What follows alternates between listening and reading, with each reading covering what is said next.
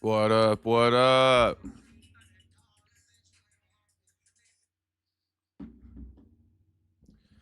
What's poppin' to all the boys? Shout out to America First, Andrew, Otto, James. Shout out to you boys being first in the chat. So, we actually got a pretty decent show today. Oh, what's poppin', Jew? Hey, my man Andrew with the $2 dono. Thank you, homie. LFG, the highlight. You know, all you guys who called out and predicted that Gaethje was going to win, you boys were right. You boys were right. I got to eat my words on that one. Shout out to Gaethje. Now, there's a few storylines kind of coming out of this event that I wanted to talk about. Some things I've been noticing. And you know what? No one's really talked about it. No one's really talking about it. So I guess you got to get it here and only here. We'll eventually get into it. But since this is the first live stream since UFC 324, I want to give an official congratulations to Justin Gaethje. The Paramount era has officially started. We got the first pay-per-view numbered card under our belt, so to speak. So, we're underway now. And with that being said, the streaming numbers have been revealed for UFC 324, the first ever event on Paramount Plus. And what's poppin', Dylan? What's poppin', James? What's poppin', Jew? Auto saying, yo, what up? I hope you're having a great one out there. I hope everybody too. Just got back from the gym. My man, Auto. Good shit, homie. Today's an off day for me from the gym. But good shit, homie. Keep up the good work. And then Jew saying, love Gaethje. Does he beat Topuria, though? I mean, Jew, I think it might be a closer fight than people are expecting. Although, based off what I saw from Gaethje in that fight, I think Ilya's going to catch him. I think Gaethje was a couple steps behind, but Paddy's lack of striking skill set in there, it allowed for Gaethje to make certain errors that I believe Topuria would have exploited and knocked him out with, if that all makes sense. There were a few times in the fight where Gaethje was like, if you rewatch the fight, shout out to whoever rewatched the fight, and what's poppin', Miata boy. If you rewatch the fight, Gaethje kept doing this thing, especially early on, where he would almost just try to like brace in for Paddy, and he would just hold himself there and wait to land this big overhand right. And he would almost be stuck. Like Paddy would be throwing, and it was so much for Gaethje to process that Gaethje was kind of just kind of ducking in there, and then boom, he'd fire that overhand right. I believe if he were to freeze like that against an Ilya, there's not enough time. There's not enough time to be freezing up like that mid exchange. And I think Ilya's going to catch him before he catches Ilya, right? It's going to be one of those where Gaethje's looking for that right hand, and Ilya's going to punch in between that. Now, I'm not trying to take away credit from Gaethje. This is me just answering the question, does Gaethje beat Ilya? And I think, to answer it again, I think Ilya versus Gaethje is closer than people are going to make it out to be. Right off the bat, I think it's going to be closer than people are going to be making it out to be. But like I said, I saw a few things from Gaethje in that fight that was just a little bit alarming. And once again, shout out to all the boys in the chat. Sorry again, I wasn't here last night. But just to keep it a buck with you, the headlines coming out of the first Paramount numbered event, they haven't been that heavy. So, that's why I didn't go live last night. I didn't have much to talk about, to keep it a buck. I had to do more research on the card. I had to look into it a little bit more and really start digging up some storylines. So tonight we're live, and today they revealed the numbers for Paramount, so I can go over these real quick for you too. And then we're also going to go through a whole card breakdown as well. The fights that took place, some of my opinions on everything. We got UFC 325 to discuss. We got Arman Tsarukyan allegedly breaking Dan Hooker's nose with that headbutt at the weigh-ins before UFC Qatar. So we got a lot of stuff to talk about. I'll be reading out some chats as well. So keep them coming. But before I go ahead and get into UFC 324's fights, let's get into the numbers. Okay, so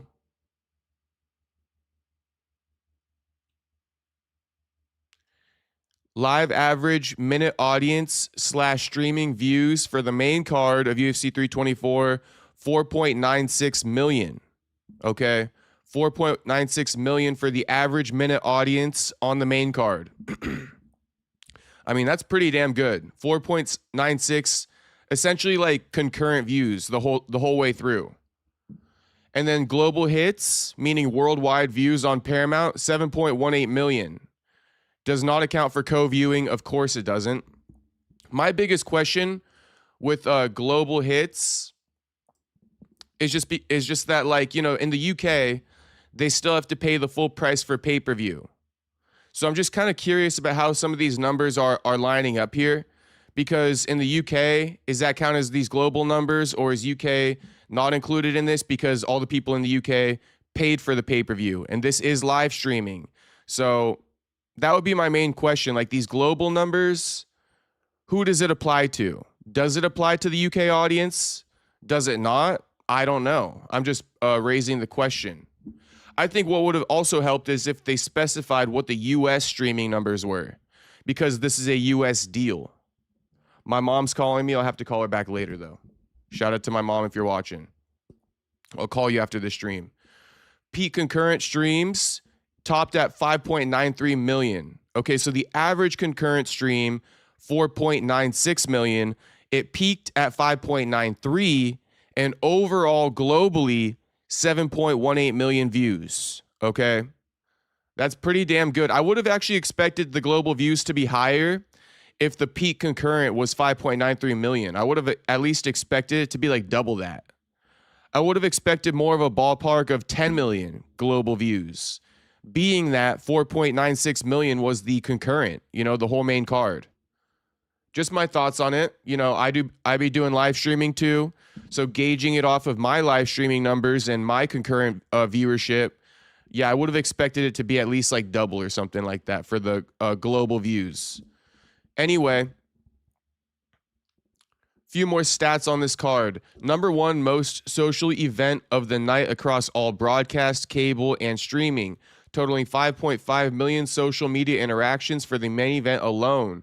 Most social Paramount Plus exclusive telecast ever. Trended on X number one for 6 consecutive hours worldwide. Mentions 186K, up 127% from UFC 323. Okay, so lots of mentions, up 127% on social media. Trending number one for 6 hours consecutively. That ain't nothing new, though. It always does that, you know, even before Paramount. But, you know, I figure I'll read out some of the stats. Okay, and I want to scroll up because I know Miata Boy was coming in with some opinions, and I love the opinions. Miata Boy saying, there's ways for someone to beat Ilya, but I don't think Justin will be the guy. I don't think Justin will be the guy. And yes, friendly reminder to everyone, like the stream, subscribe if you're not subscribed. Like I said, to start it off, we got a good stream ahead of us tonight. We got a good stream ahead of us, and I have some topics and some opinions and some things to point out that other people aren't pointing out. So you're only going to get it here. And I guess I can just tease it now.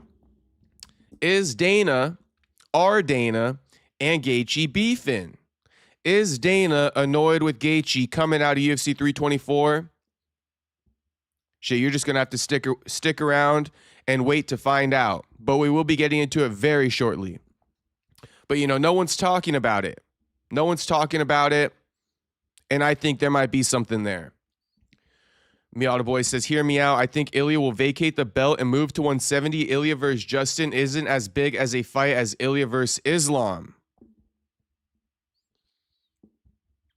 I get it, Miata Boy. I get it. And you know, my brain has also been computing that. Does Ilya just move up now? You know, is Ilya versus Justin, you know, not going to be the fight? Imagine if I had that thumbnail tonight. Right? Imagine if I had the thumbnail of Gaethje and Ilya, right, in the background with the caption, not happening. Okay, I thought about making that thumbnail. That's how much I thought about it. Now, I reserve the right to change my opinion and move my stance as time goes on. But as it stands right now, I will disagree with Miata Boy and say, I think Gaethje is going to fight Ilya. I think so. And the reason why I think so, Miata boy, to keep it real simple for now, and it's pretty much my only reason I got, is because there's been too much holdup. There's been too much log jam. There's been too much bullshit going on at 155 and 170. We got a log jam of contenders at 170, and we've had a log jam of contenders at 155, right? The champion couldn't even defend his belt in a timely manner because of the bullshit he got going on. And he came up from 145. I don't know if that helps make my point any better by saying he moved up from 145. But regardless of that, okay, I think that there's been too much logjam at 55 and 70. I mean, Arman, right, the number one contender, if Justin and Ilya fight, he's going to have to wait. He's going to have to keep waiting. He's going to have to fight again, or he's just going to sit out until he gets his opportunity at the end of the year. You know? So that's why I think, although if Ilya were to move up to 70, it clears up the logjam at 155 because now Gaethje and Arman run it, right? But I think it just creates a lot more confusion moving Ilya up to 170. What happens if he wins? What happens if he loses? A lot of uncertainty, a ton of uncertainty, you know? And so with that, I say no. I say no.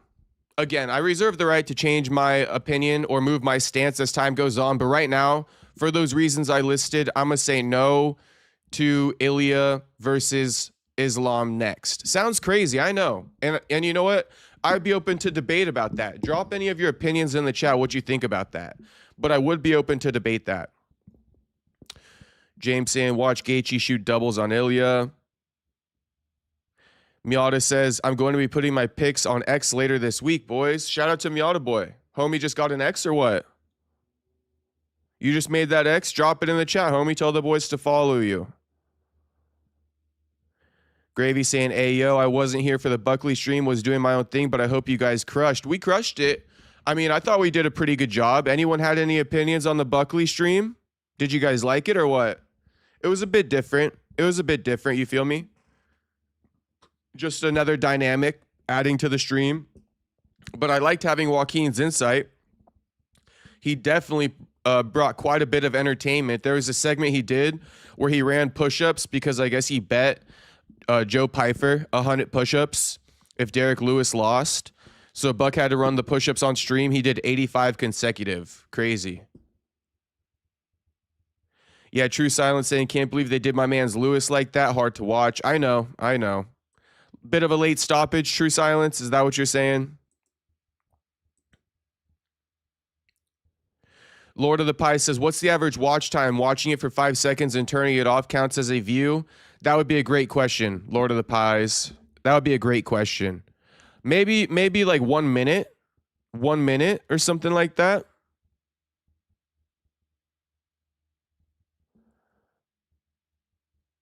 I wonder how many stayed for main event. I think, you know, it probably peaked around that time.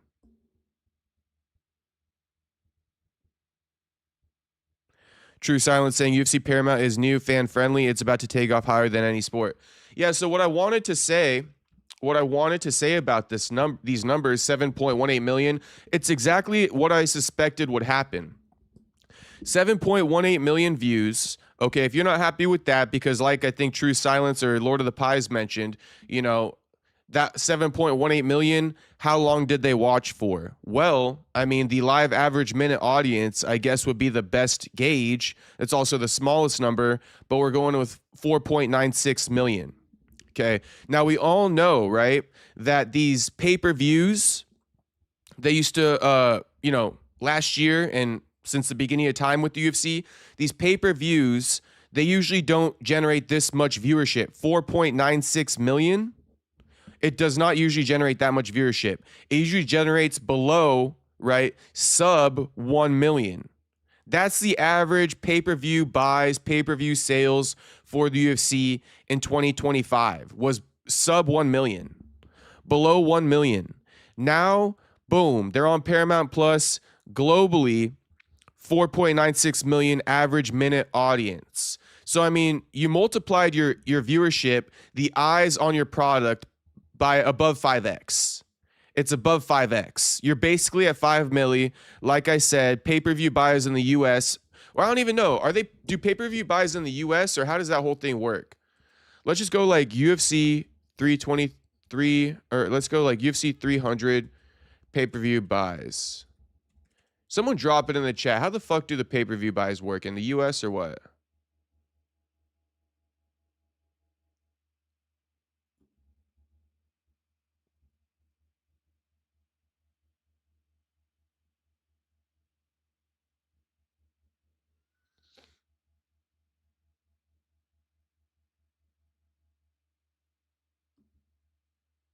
Shout out to Aaron Bronstetter for posting these damn stats. We're literally scratching the surface of what we're getting into today. Like literally scratching the surface so far. There's so much other stuff I'm excited to get into right now, but we got to get it. We got to, talk about some of this stuff.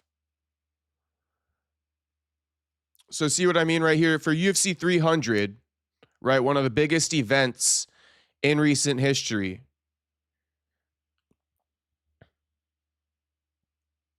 It says most watched UFC pay-per-view prelims on ESPN with 1.86 million total viewers.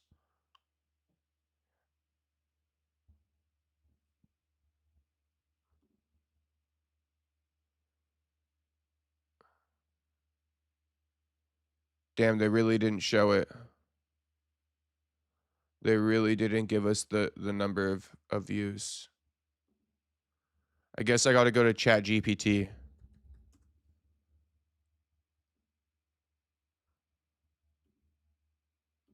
Or we can ask Grok. Is Grok better? Is Grok better?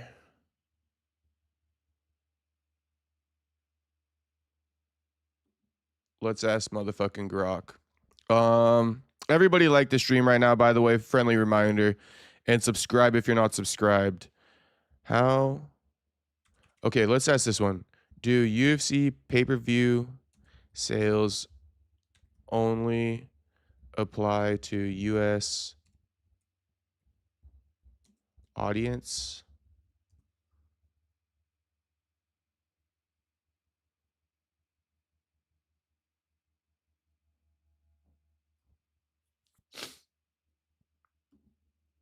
The fuck's taking so long?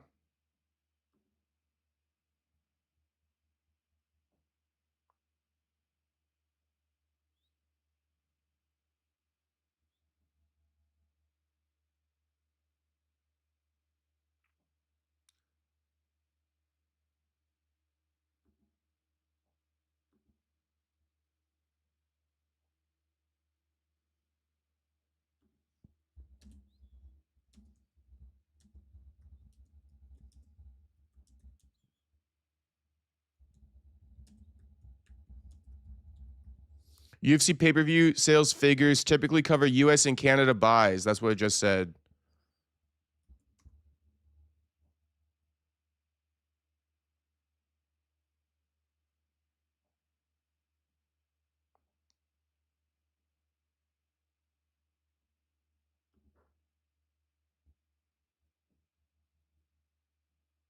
Now it's saying UFC pay-per-view sales target broader audience beyond the US.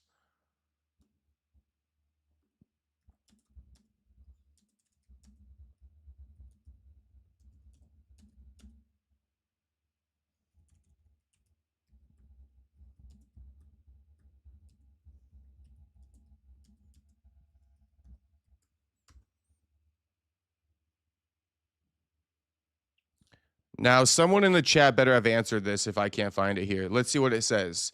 UFC pay-per-view sales are global, not just US only, but they're reported and structured differently by region, which is where the confusion usually comes from. I'm confused as we speak. I'm literally confused as we speak. Global audience, different models, US and Canada. Traditional pay-per-view model, you can buy each event. When you hear headlines like X event did 800,000 pay-per-view buys, that number is mostly US/Canada buys.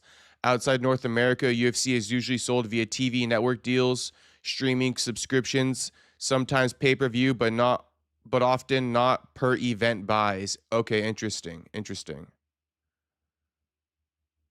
what pay-per-view sales usually means when the UFC or media talks about pay-per-view buy numbers, they are primarily referring to North American pay-per-view purchases because that's where pay-per-view is still a major revenue driver. International deals are often flat fee licensing agreements, not per buy. Okay. And you guys are going to call me a fucking idiot, but just to make sure, North America is US, right? You guys are going to think I'm fucking retarded. I know it. I know you are. Primarily located in North America. Okay. All right. You guys can get on my ass about that. That's fine. That's fine. Okay, so that's what makes it confusing. And honestly, I don't really have an answer for you. Maybe I'll find it as I'm exposing what I'm talking about right now. But that's what makes it confusing, right? Is that pay-per-view buys have generally been reported involving US and Canada.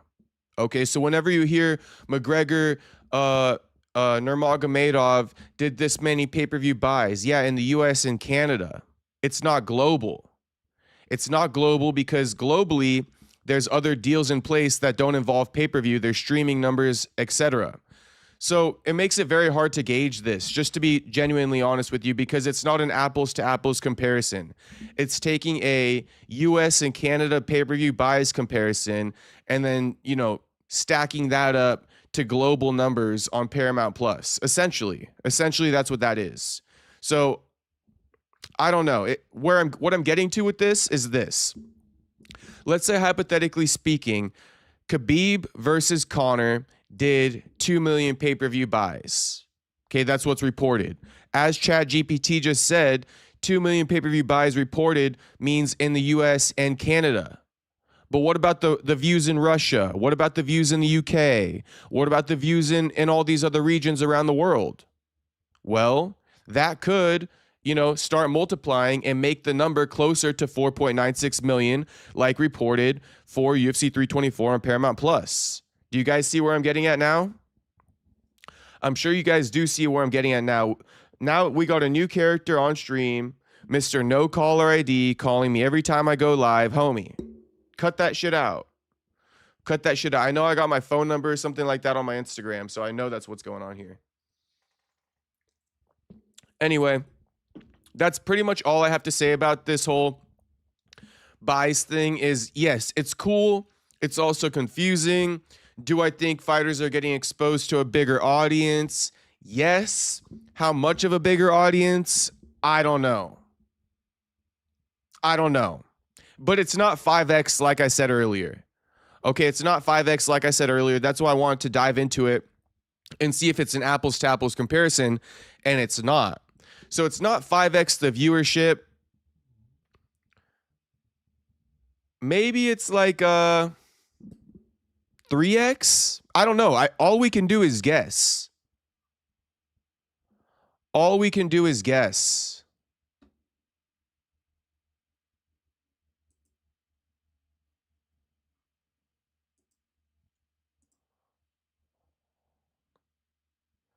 But to give you guys the perspective again real quick,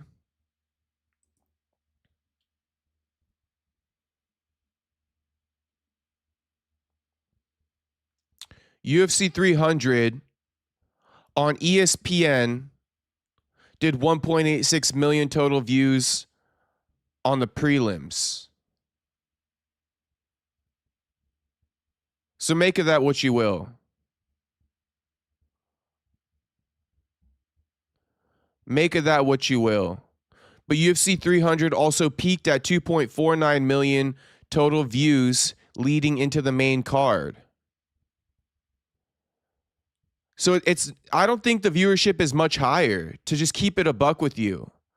Honestly, I think about the same people are still accessing UFC. That's what I'm gathering. Because ESPN was definitely like a US viewership type deal.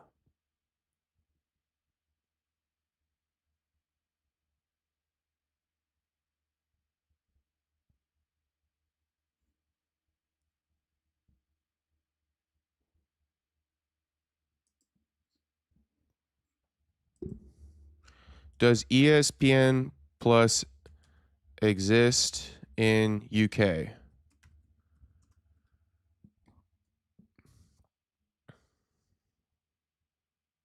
Okay, so look, no, ESPN Plus as it exists in the United States is not officially available in the UK. All right. So again, just to kind of give you guys a comparison, if you're still following, I know this is almost getting confusing now, but if you're still following, on ESPN Plus for UFC 300, they peaked at 2.49 million viewers on ESPN Plus for the prelims. So, I mean,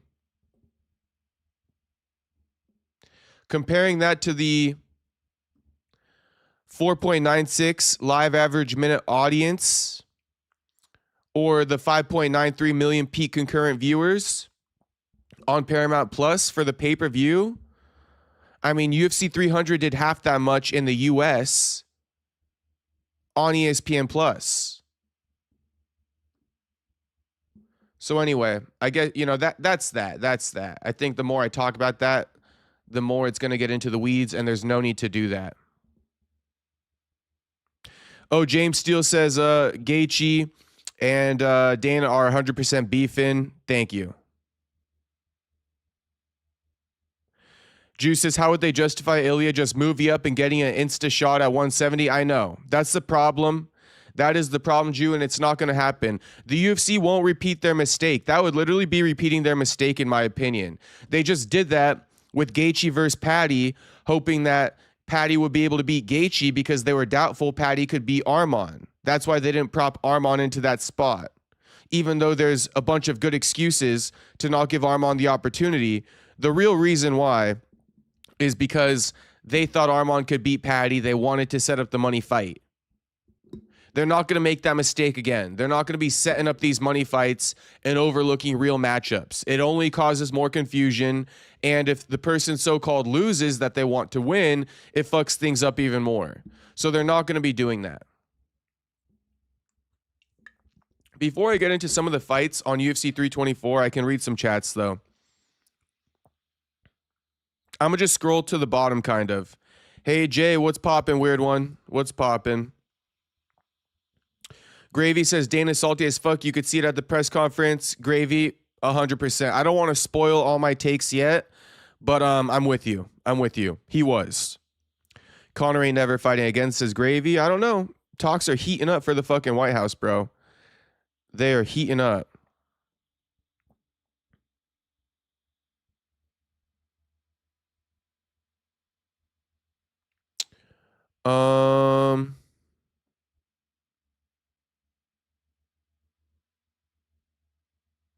AD saying, what's up, Jacob and crew? What's poppin', homie?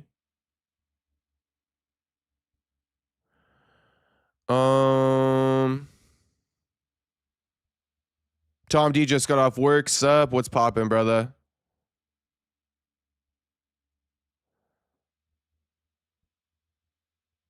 Rose got robbed and UFC judges be fixing. I know, AD. I know.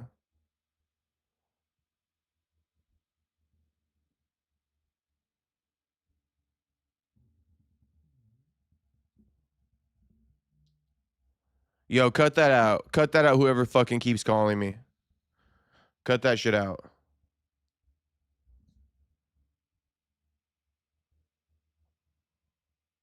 Can I block a no caller ID? Is that possible?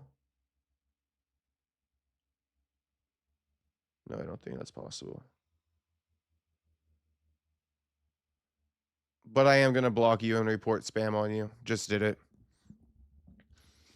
All right.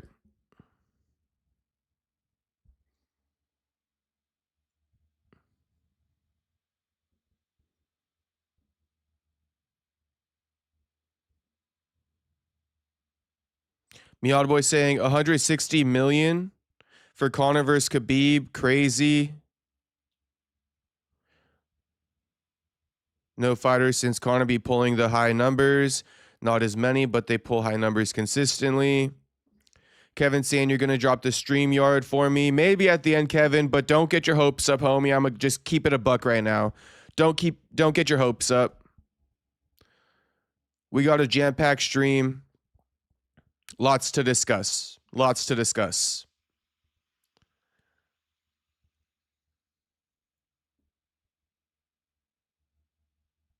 Miata Boy saying someone's gay.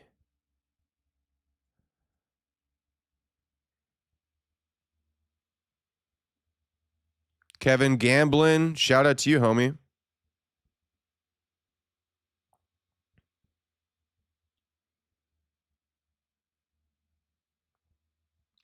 AD says, Jacob, the Saturday's fights like Rose getting robbed only prove how the UFC steers the direction of what they want. I mean, it's been happening since McGregor versus Nate Diaz, too. It's been happening since the beginning of time, boys. It's been happening. And it's always going to happen. I believe firmly, till this day, I believe Nate Diaz beat Conor McGregor the second time around, but they gifted Conor that decision. Who picked up who off their back to end that fight? Nate picked Conor's little ass up after that fight. When the 5th round ended, Nate was on top of Conor's little ass and picked it up. No diddy. All right, go back and watch that fight and tell me the UFC did not gift Conor the decision victory because he was their cash cow and they didn't want Nate to be the new cash cow.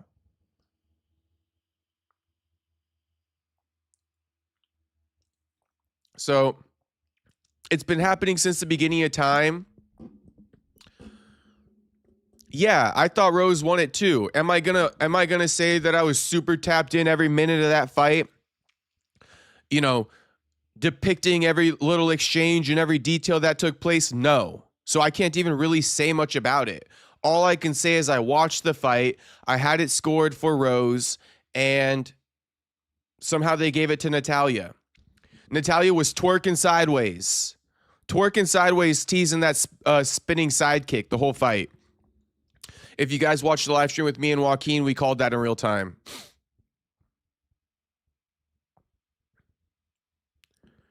Yeah, and then Ron Loke saying Miata's beefing with Kevin. I mean, I don't know. Miata, you beefing with Kevin, homie, or what's the deal? Damn, still getting a call from no caller. Does Suga win a belt again, says Andrew? I think Sean got some work to do. I definitely think Sean got some work to do. I think Sean it wasn't the best performance on Saturday. I don't know what you guys think, but I didn't really like Sean's performance on Saturday. I mean, it was a win, but is that where we're screaming, oh, he's a future champ and all this stuff? Not really. He's still getting taken down by Song Yadong. Not really able to land that crazy of shots on him. Wasn't seeing the knockout power. Not to say he can't get knockouts, but I mean, Sean needs to fight Corey Sandhagen. That fight he had, it's not a, you know, hang on. Let me get into that. Andrew's going to get me to fucking start spoiling my takes. But I'm going to spoil it anyway because I can't ever even help myself. That was not a title shot worthy performance. Merab is next, rightfully so. He's put in the work. We're waiting on Merab. Okay, it's Merab's time. Merab did all this for the UFC in 2025, 4 title defenses. We're waiting for him. When he wants to return, Peter Yan will come back. He will be summoned, and he will defend his damn title in the trilogy, the rubber match. That's what's finna happen. Okay, now for some reason, Merab truly elects to not be next, even though I just told you, we will ice Peter Yan. We will fucking ice Peter Yan until however long necessary. We will ice Peter Yan for up to 12 months after this fight to ensure that Merab gets the next title, the immediate rematch. Okay, we are willing to ice Peter Yan for the next 12 months from the date that he beat Merab Dvalishvili. We'll ice him for 12 months in order for Merab to get the immediate rematch. Okay, that's what we're going to do with that. If for some reason Merab elects to bypass that, which, I mean, I just made it super sweet for him. No way he finna bypass that. But if he does choose to bypass that, then we're going to throw Sean O'Malley in the mix. But that's how much respect Merab Dvalishvili deserves, and that's how much respect he's going to get. I'm going to make sure of it. Okay, now let me start breaking down this card. But again, Miata Boy saying, you know, I sold him my phone number. 80 says, had Justin not destroyed Patty, you can bet the judges would have a different outcome. True. True. Dang, someone doxed your number. That's messed up. I know. Jacob, do you think if Patty had gone for more takedowns, he would have a better chance? Seems like he was bent on striking with Gaethje.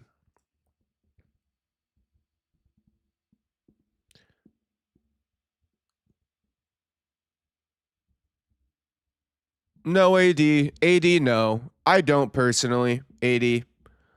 Honestly, I don't personally. I think Gaethje destroyed his fucking body with an uppercut, a right uppercut in round 1, and that's what eventually set Patty down. And Patty was a bit compromised from round 1. Round 2, I believe Gaethje was landing some nasty ground and pound to end that round. So after that, I mean, there wasn't much options for Patty. You know, taking him down. Patty's not this super great wrestler. The best chances he had were to push Gaethje up against the cage and throw him, right? Throw him with his judo. But he barely had any opportunities where he had Gaethje pressed up against the cage. You got to give credit to Gaethje. Great game plan. Also, Gaethje not throwing any leg kicks, AD. So again, great game plan. No leg kicks on Patty because he didn't want Patty to catch it and take him down.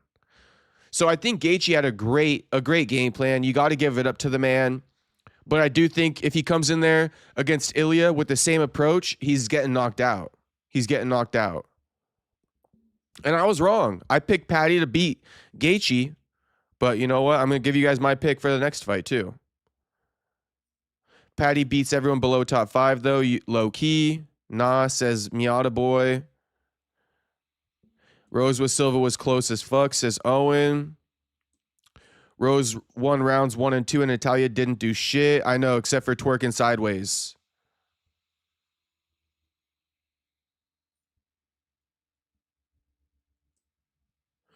Ron Loke says, mod, Big Andrew, Jacob.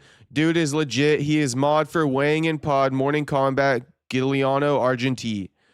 I don't know who Big Andrew... Oh, Andrew Nance. You want to be a mod, homie? Andrew's not in here enough to necessarily be a mod, though. Andrew, if you want to be a mod, just say it and I'll make you a mod, homie. You're in here a lot, but I mean, I just feel like Andrew kind of like pops in from time to time.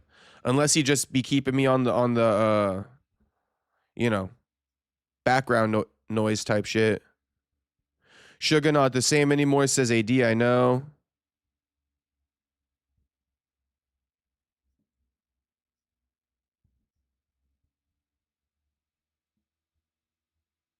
O'Malley and Patty ain't beating any top 5 in their own division. Gaethje is a soldier. Ron Loke says true, Jacob. Andrew says sure, homie. All right, say less. Say less, Andrew. You feel me, Andrew? Just say less, homie. You mod. All you had to say was sure. Juice says he's modding for the ops, though. That's okay. Andrew's done nothing but show love. I'm sure he could keep it down the middle. Gaethje's a soldier. Miata says Patty had a bad game plan, but Patty doesn't have the skill yet like these top 8 guys. Okay. Okay, so let's talk about the fights now. I'm going to keep it overly honest with you guys. I'm going to keep it overly honest, okay? Meaning if I didn't really watch the fight, we're just going to skip right past it. You know, I'm going to keep it overly honest. I'm not going to act like I saw some shit that I didn't, okay? Didn't see Ty Miller versus Adam Fugit. Didn't see it. Can't really say much about it. All I've heard is Ty Miller is kind of like a Carlos Condit type guy, and Soda Pop was high on Ty Miller, and he delivered. Knockout in the first round, you know, with a second left to spare. Now, Adam Fugit is one of these guys that the UFC likes to feed to their upcoming prospects. So this win ain't nothing special. Mike Malott had a win over Adam Fugit as well, finished him, and then proceeded to lose to Neil Magny. Now I got Modesto 209. Like, shit, I told you guys I'm Team Diaz. Like, I literally told you guys I'm Team Diaz. I'm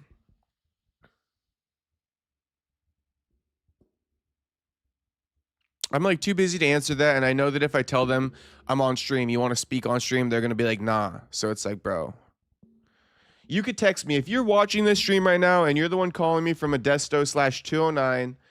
You can text me and say I'm down to speak on stream, and then I'll let you come on stream, okay? But you know, shit. Enough with these calls. I'm accepting calls. Someone want to call in and talk on stream? Yeah, Modesto number's calling me, Jew.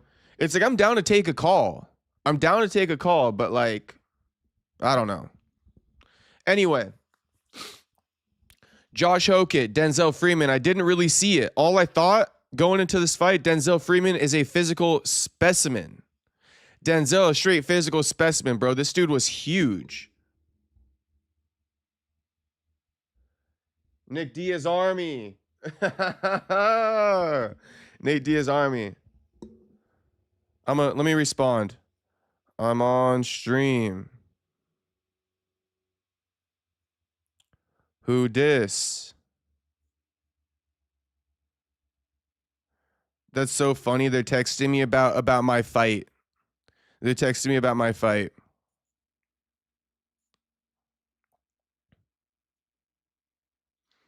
Okay. That's so funny. I got the masses reacting heavily.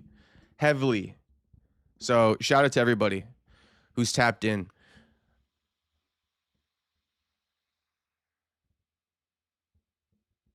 And then the Uncrowned King saying, I'm down to hop on stream, bro. What I'm saying about hop on stream is like, I'm taking exclusive calls. If you're somebody who's a part of a news story I'm discussing, right? If you are a person I'm discussing, feel free to call into the stream. Feel free.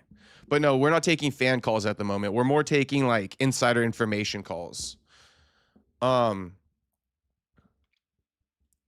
Anyway, Josh Hokett, he got the win over Denzel Freeman. Again, I didn't watch this fight, so I don't really have much to say about it. But Hokett, he went ahead and he called out Waldo Cortez Acosta after the fight. He also called Waldo Cortez Acosta a deadbeat father. I don't necessarily think that's true. I don't know how many baby mamas Waldo has, but I know that he lives in an apartment with his girl right now, and he lives with multiple kids in that apartment. I think Hokett called him a deadbeat father because it rhymed. It rhymed with whatever poem he was writing, genuinely. But Hokett did call Waldo Cortez a deadbeat father, and proceeded to call him out. Now, what I did watch, Alex Perez versus Charles Johnson. I watched Alex Perez versus Charles Johnson. Alex Perez, the veteran, the wily vet.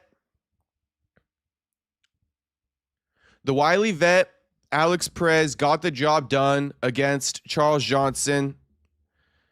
Tough loss for Charles Johnson. I don't know where he went wrong necessarily.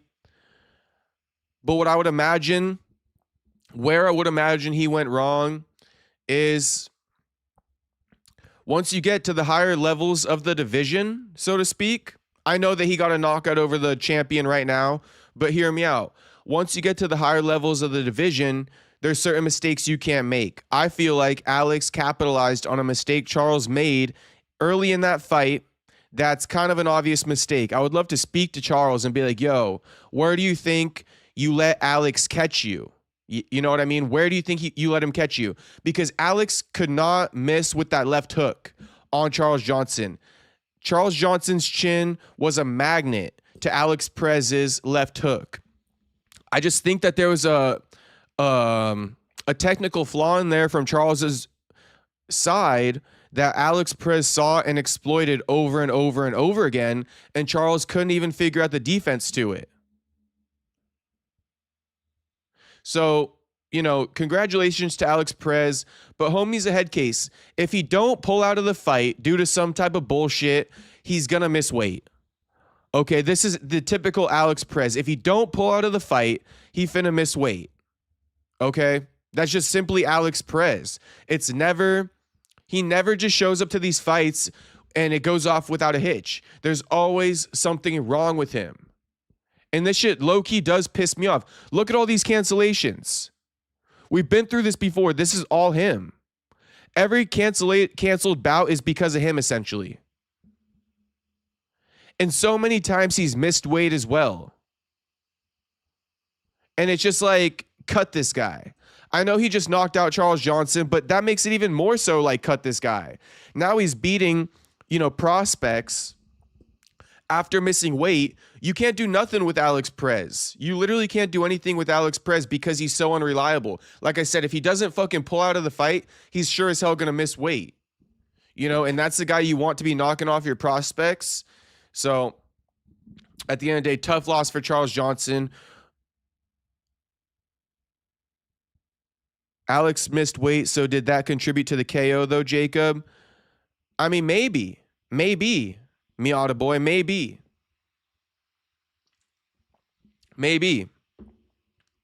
And that's why I'm kind of saying right now, like, I don't know, man. I think the Alex Perez experiment might be up. Misses weight, pulls out of fights, beats contenders. I mean, really, it's a nightmare. But what I was just going to say is Charles Johnson, we all know what he was going to do with the win. He was going to call for a title shot. And I'll even raise this question to you guys. I won't answer it, but you guys answer it for me. Andrew with another $5 dono saying, let's go, homie. LFG, homie. Shout out to Andrew. Much appreciated, homie. Thank you for the donos, my man. Always love the donos. My new mod, Andrew. But Andrew also a day one. He's been here since the beginning. So, Andrew, loyal viewer. Shout out to you, homie. The last thing I was going to say about this fight, and it's a question I'll raise to you guys. Do you think Charles could have lost because his head wasn't in the right space? Do we think that Charles was looking too ahead, looking too much in the past even, and not focused on the present of fighting an Alex Perez? What do I mean by that? Well, looking ahead meaning I got to win over the current champion. I'm next for that title if I beat Perez, especially if I win in dominant fashion. I'm also, the only loss I got in my last 8 fights is to a guy who popped for roids. So my loss has an asterisk. It could be null and void. You know what I mean? Coming off a knockout of the year contender over Loner Kavanaugh. Right? So this is what I'm saying. When I raised the question, was Charles Johnson looking too much into the future, looking too much into the past, and he wasn't in the present moment, right? Looking at his win over Joshua Van, looking at his loss against Ramazan, looking at his knockout over Loner, right? Was he looking too much into the future and looking too much into the past? He wasn't in the present moment.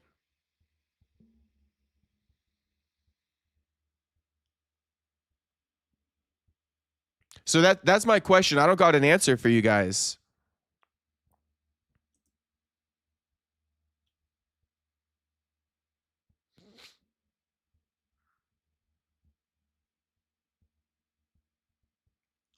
Ron says probably. Miata Boy says Johnson's last fight when he stepped in the arena. Oh, Miata Boy says Johnson lost the fight when he stepped in the arena with that cut, not going to lie. Yeah, that cut is horrendous. That cut is absolutely horrendous. I agree with you, Jacob. Okay, Ron. All right, good to know. I mean, good to know. You feel me? That would be my question. And, I would ask that to Charles Johnson. Let's do a poll as we're speaking about UFC 324. Who will Gaethje fight next? And let's go Ilya, title, unification, or Arman.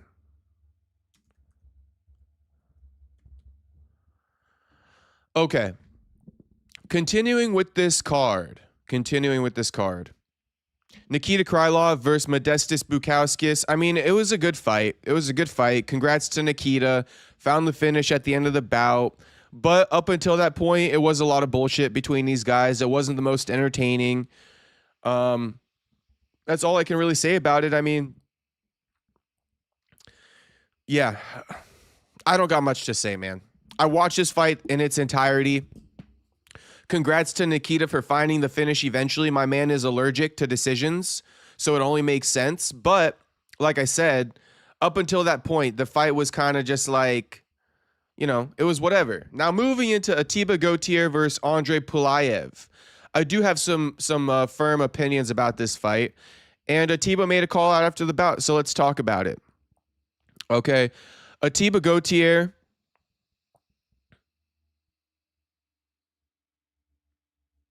Oh, Miata Boy saying, Jacob, how do you even get a cut like that? I don't know, homie. I don't know. I thought if you're balding as heavily as Charles Johnson is balding, like there's no way you're even growing that much on the back end of the dome. But the back end of the dome is like flowing heavily, and the front just got nothing there. I mean, you know, super bald in the front. But I mean, he's rocking it in the back. I don't know, Miata Boy. Genuinely, I don't know. He must be putting some product in the back. Something to make it keep growing. He's like taking care of it a bit too much. In my opinion, Charles, just go bald, homie. You've been bald before, haven't you? I think Charles been bald before. I like the bald look. I don't really like the skullet. This, you know, no. I don't really like it too much. Personally. Great question though, Miata Boy. Like a fantastic question. Probably the best question of the night.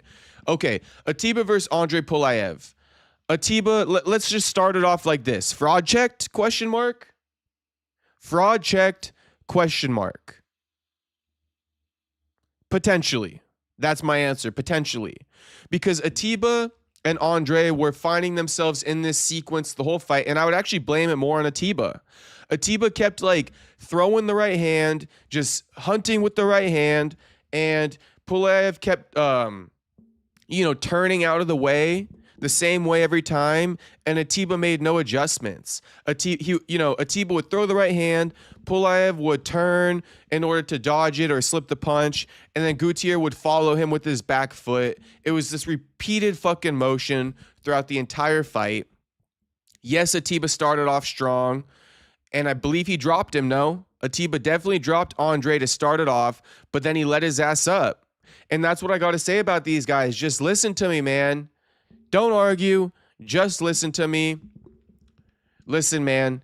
If you drop your opponent and you can't go to finish him on the ground, you're fucking up.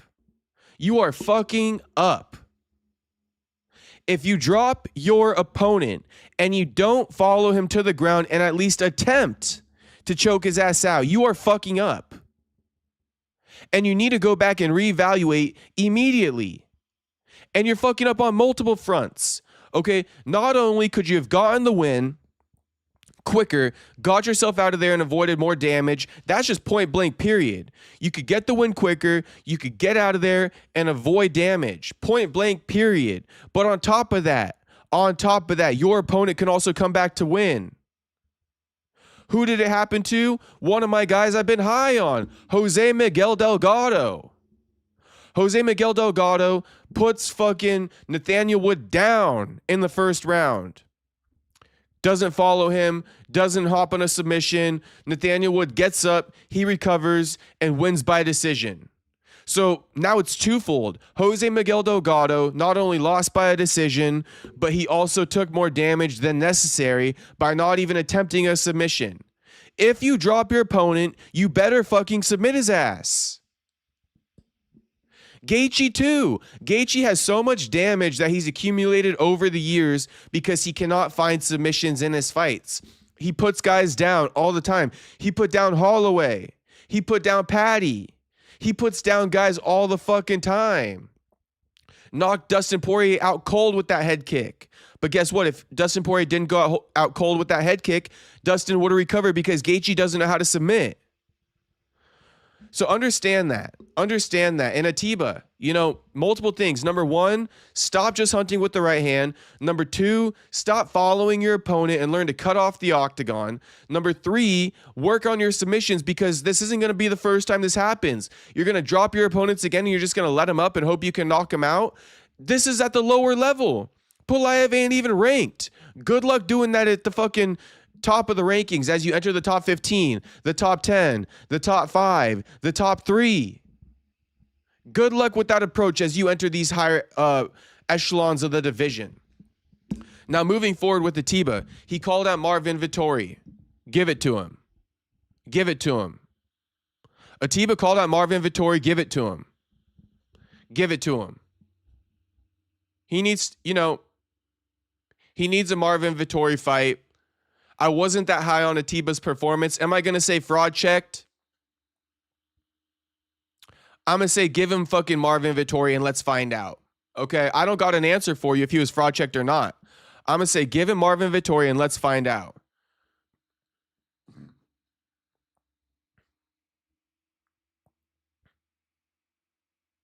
Miata Boy says he dropped him more than once. He dropped him like 3 times, maybe even 4. See what I mean, Miata Boy? I mean, these guys are fucking up, man. They're fucking up. It's much harder to knock a dude out than like to submit him, so to speak, especially when you've damaged him. So, you know, that's what I really got to say, man. You avoid so much damage in your fighting career if you know how to submit guys. Umar versus Davison, I mean, low-key a boring fight. Umar versus Davidson, low-key a boring fight. I tried to tell you guys, tailor-made matchup for the Nurmagomedov camp. Give him, you know, it's like a Jake Paul matchup. On paper, it looks nice. On paper, it sounds good, but it's not. You know what I mean? Former 125-pound champion. Now he's fighting at 135. So, in other words, he undersized. Number 2, he old as fuck. 38 years old. All right. Now, I know bantamweight kind of shallow and there's not much guys to fight. But, I mean, yeah, it looks sexy on paper. You know, oh, he beat a former 125-pound champion, Davison Figueiredo. But this ain't the old Davison that we know and love that did the quadrilogy with Brandon Moreno. No, this is old and out of shape Davison, who also happened to miss weight, if I'm not mistaken. If I'm not mistaken. What's next for Umar?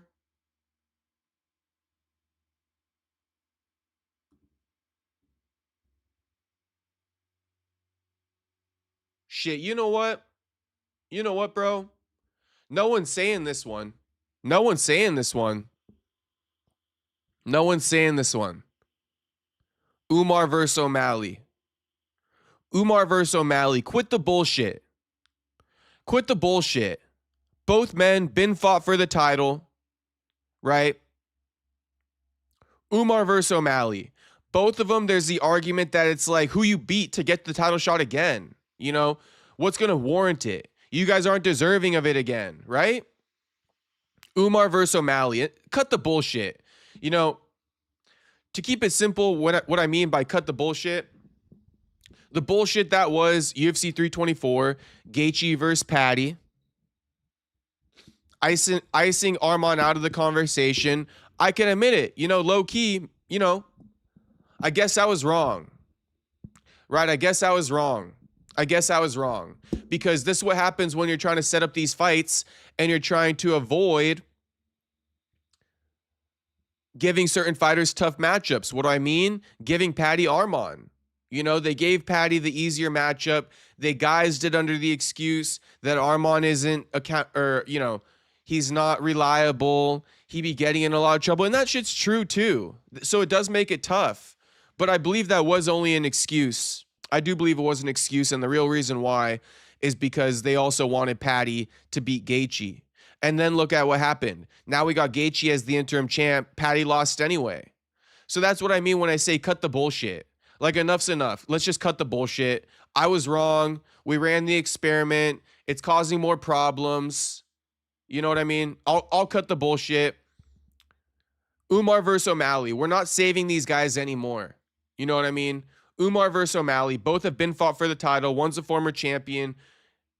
Whoever wins that fight truly deserves to fight for the title. Truly. Yeah, HT, exactly. I mean, HT, we're 100%, aka Weird One. Umar versus Sugar. Winner fights winner. Jan versus Marab. Thank you. 100,000%. Tuxedo, thank you for the $2 donut, homie. Let me scroll up and read your previous message. But Tuxedo says Miata soy. I mean, Miata boy catching a stray, but it is clever. It is crafty. I got to give it to you. And then Tuxedo says the fact Ilya's next opponent is not Arman is literally criminal. I get it. You know, now I get it. Now I get it, okay? Now I get it.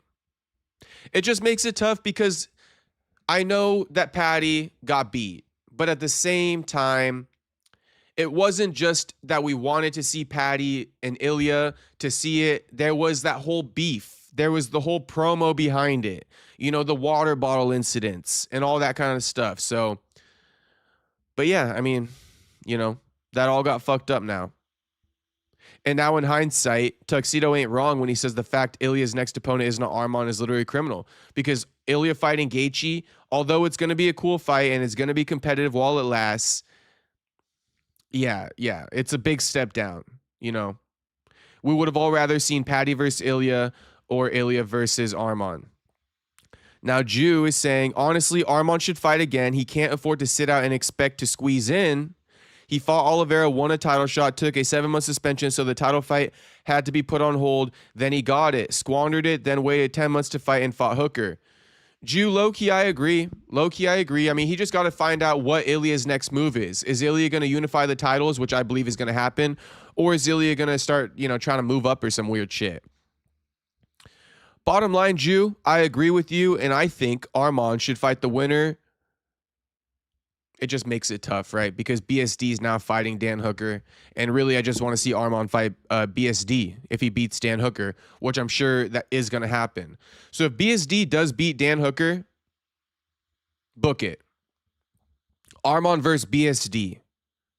Book Arman versus BSD. BSD going to be on a 4-fight win streak. Arman, you know, being held back. Book that shit. Book that shit. Or book Arman versus the winner of Max versus Charles. You can do either one.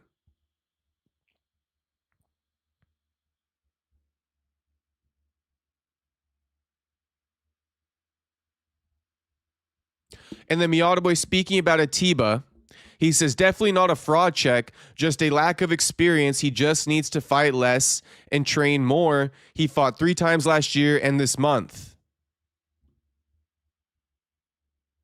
Okay, well then there we go. Take some time off.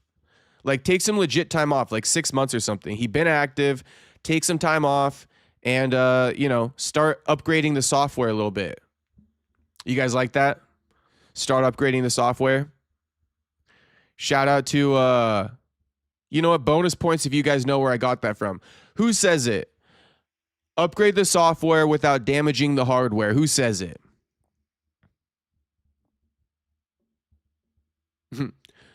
Tuxedo, again, thank you for the $2 donut, homie, saying Miata Goy. Shit, you giving Miata too much love, homie. Miata probably loving it.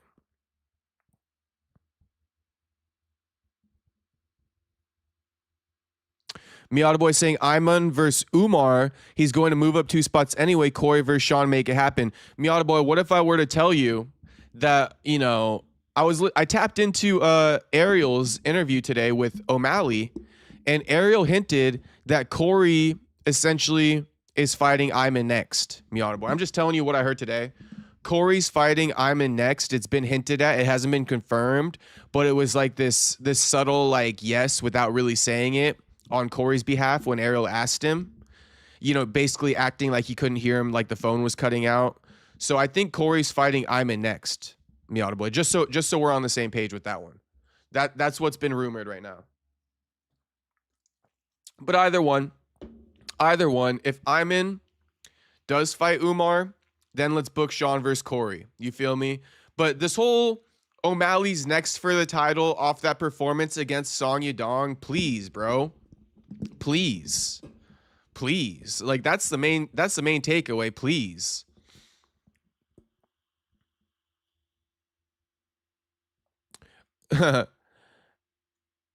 Okay, Ron Loke says next fight, Jacob, please. I got you. I got you. LOL, haha. What you guys laughing at? What's going crazy right now in the chat? Haha, Ron. Who knows what the hell is going on here?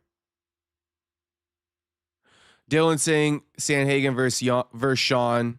Don't lose this opportunity.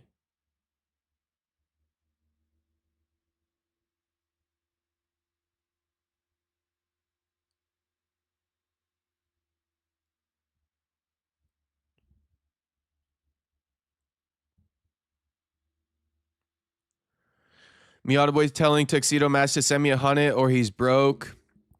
I mean, I'm still shook over Tuxedo sending me that fucking 50 ball Friday night. I don't know if you were here for that, Miata Boy, but Tuxedo Mask sent me a 50 ball Friday night. Everyone laughing at Ron. He got a joke or something. Matt the Snorkel Brown versus Nick Pipe Hitter Diaz. Okay, James, you finally got me to read one of your crazy ones.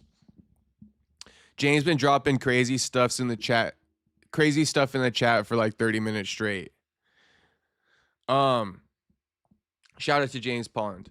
Now, Gene Silva, aka the Silver Surfer, okay, formerly known as Lord, now known as the Silver Surfer, Gene Silva beats Arnold Allen by unanimous decision.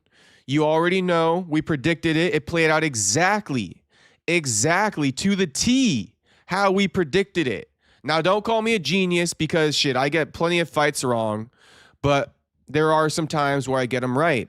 And I told you guys, Arnold Allen, he a marauder. He doesn't have the technical skills to beat Gene Silva. The only way he's going to beat Gene is if A, Gene gasses out due to Arnold Allen's resilience, or B, Gene Silva crashes out due to Arnold Allen's resilience. If he doesn't gas out, if he doesn't crash out, he can't lose. Gene Silva took the dub unanimously and even hopped on my man's back and hit the Silver Surfer emote. Hopped on my man's back and hit the Silver Surfer emote at the end of the fight. Like Dana said, very cool and athletic. All right. Tuxedo says, I blessed you with a 50 ball and then you dipped. Tuxedo, don't even get started, homie. You knew I had to dip. The deal with the 50 ball, all right, now Tuxedo's fucking committing slander on my ass. The deal with the 50 ball is I would stay for the main event because I was going to dip before that. So, Tuxedo, come on now. You know I'd never do you dirty after dropping a 50 ball. You know me better than that, homie. Tux calling Jacob out. They're beefing now. Shit, I can't beef with Tuxedo. I can't beef with Tuxedo. Tuxedo makes me too happy to beef. You feel me? Like I said, he dropped the 50 ball. How the fuck I'm going to be mad at homie? Okay, so yeah, that's Gene Silva versus Arnold Allen. I mean, what next for Gene Silva? I mean, that would be a great question to ask. I would like you guys to drop it in the chat. What next for Gene? To be honest with you, I haven't really thought about it. I mean, we got a lot of great matchups for Gene. Brian Ortega, Steve Garcia, Yusuf Zalal. But Gene just did beat Arnold Allen, number 6, ranked above the 3 guys I just named. Does Gene get an Aljamain Sterling? Does Gene get a Yair Rodriguez? I say so. I say so. Gene Silva going to take the number 6 ranking off Arnold Allen. I say book him against Yair, Yair or Yusuf. Gene Silva versus Yair or Yusuf. What's the more competitive fight? Gene versus Yusuf. I think Gene Silva completely walks through Yair Rodriguez, personally. You know, it's still a tough fight. It's still a tough fight. He's not just going to walk through Yair. He's got to get through Yair's weapons with the striking. And Gene Silva is primarily a striker. He'll use the grappling, but if that's his only route to a victory, I think it would be hard for him to beat Yair if he got to take him to the ground or something. Yeah, I think Gene Silva versus Yair, Gene Silva versus Yusuf. That's my picks. Gene versus Aljo. Interesting pick. Andrew Nance just says shout out to the MILF upstairs. Yeah, shout out to her. Shout out to the Swedish baddie. She's Swedish now. The Swedish baddie. Shout out to her. I'm just playing. But thank you again for the $2 dono, Andrew. Shout out to the MILF upstairs. You know, the chat loves MILFs. We all love MILFs. We all love MILFs. Shout out to all the MILFs worldwide, as a matter of fact. You know, we got love for you over here. Tuxedo says the main event lasted 30 seconds. You couldn't have done some post-fight analysis. All right, Tux. Maybe I could have gave a little bit of post-fight analysis, but there was nothing to fucking analyze there. That was a straight beating from Jason Love. That's all that was. And Adam was a bitch. Adam's going to go live on his podcast tomorrow.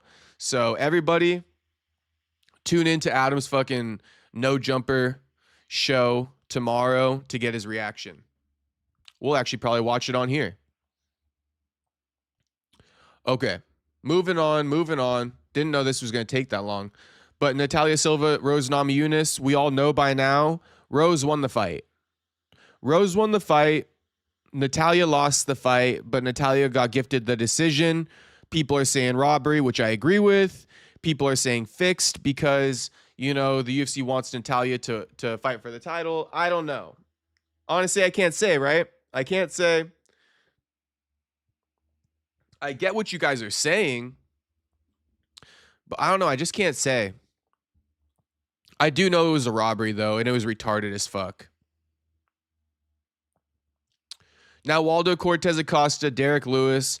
Derek Lewis was talking that hot shit all fight week, all before the fight. Derek Lewis talking that hot shit, only to show up into the octagon and not deliver. I mean, classic Derek Lewis. I don't know, man. Derek Lewis either wins like in dominant fashion, so to speak, or he looks like shit. There's never any in between. And on Saturday night, he looked like shit against Waldo Cortez Acosta. I think when he fights these guys that are more technical, he looks like shit. And Waldo Cortez took a more technical approach on Derek, kept jabbing him. You know, death by 1,000 cuts, so to speak. I mean, Waldo Cortez Acosta dropping Derek Lewis was Anderson Silva, Forrest Griffin-esque. Okay, now you really got to be tapped into UFC lore to know what I'm even talking about. But, you know, the hardcores, the day ones, maybe the older fan base knows exactly what I'm talking about when I say Anderson Silva, Forrest Griffin-esque. A step back fucking jab or a step back two, whatever it was. Don't fully remember off the top of my head, but a step back, boom, little dink shot, puts Derek Lewis down. People say he slipped. I don't know, bro. I don't know. But anyway, it was over after that. Derek Lewis, you know, falls on his back, rolls over to his knees, takes about 10 or 12 ground and pound shots. Referee comes in and stops it. People were calling late stoppage. Joaquin Buckley was one of them. You know, says referee should have stopped the fight earlier. So Waldo Cortez Acosta, he says he wants Curtis Blades next in Mexico. And let's just put it like this. Homie fights 5 times in 2025, already kicking off 2026, fighting on the first card of the year. Whatever Waldo Cortez Acosta wants, he gets. Waldo Cortez Acosta says he wants to fight Curtis Blades in Mexico. He gets to fight Curtis Blades in Mexico. Okay, point blank, period. Derek Lewis, although he looks like shit when he loses, okay, don't get it twisted because he's knocked dudes dead before and he hits the fucking celly right in their face. You know the celly I'm talking about. You know, boom. Hits the canvas and starts like hissing right in their face. All right. So it's a legit win, regardless of how bad Derek Lewis looked, because we've all seen what Derek Lewis can do to people. Waldo Cortez Acosta is allowed to fight Curtis Blades, UFC Mexico later this year. All right, shout out to Waldo Cortez. No, Josh Hockey, you got more work to do, homie. Waldo Cortez Acosta be taking every fight. 5 fights in 2025, already kicking off 2026 with a fight. You got work to do, homie. Get to work, call out someone else. Sean O'Malley, Song Yadong, we pretty much already broke this down, so I'm not going to go through it again. But all I'm going to say is Sean O'Malley should fight Umar next.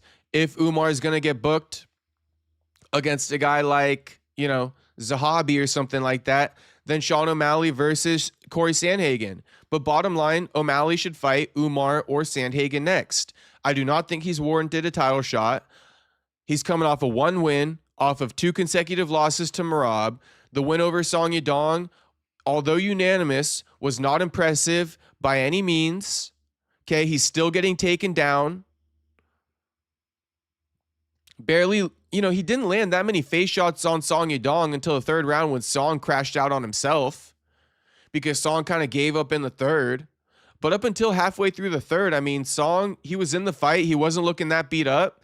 But then he just started, crashing out kind of because he figured the fight was lost and he couldn't get him down. So by the time the fight ended, Song looked a lot worse, right, than the beating that he received. If that makes sense to you. Let me say it again. Song looked a lot worse than the beating he received. His mouth was all bloody and he looked terrible, but that's not an indication of how the fight went. O'Malley didn't hurt him that bad. It wasn't that crazy of a fight. I didn't see O'Malley's knockout power in that. He wasn't landing super clean on Song. It was death by a million cuts. And Sean was getting taken down in the 1st and the 2nd round. Song Yadong, he's at a crossroad. He couldn't get past Corey Sandhagen. He couldn't get past O'Malley. What does Song Yadong do? I don't know, man. That's on the UFC to figure out. But yeah, lost to Corey, lost to Peter, lost to O'Malley. Every time he gets an opportunity, he can't get past him. The eye poke situation with Henry last year, it's a win, but is it really a win? So, that's my honest opinion with O'Malley versus Song Yadong. Let's not glaze O'Malley too much.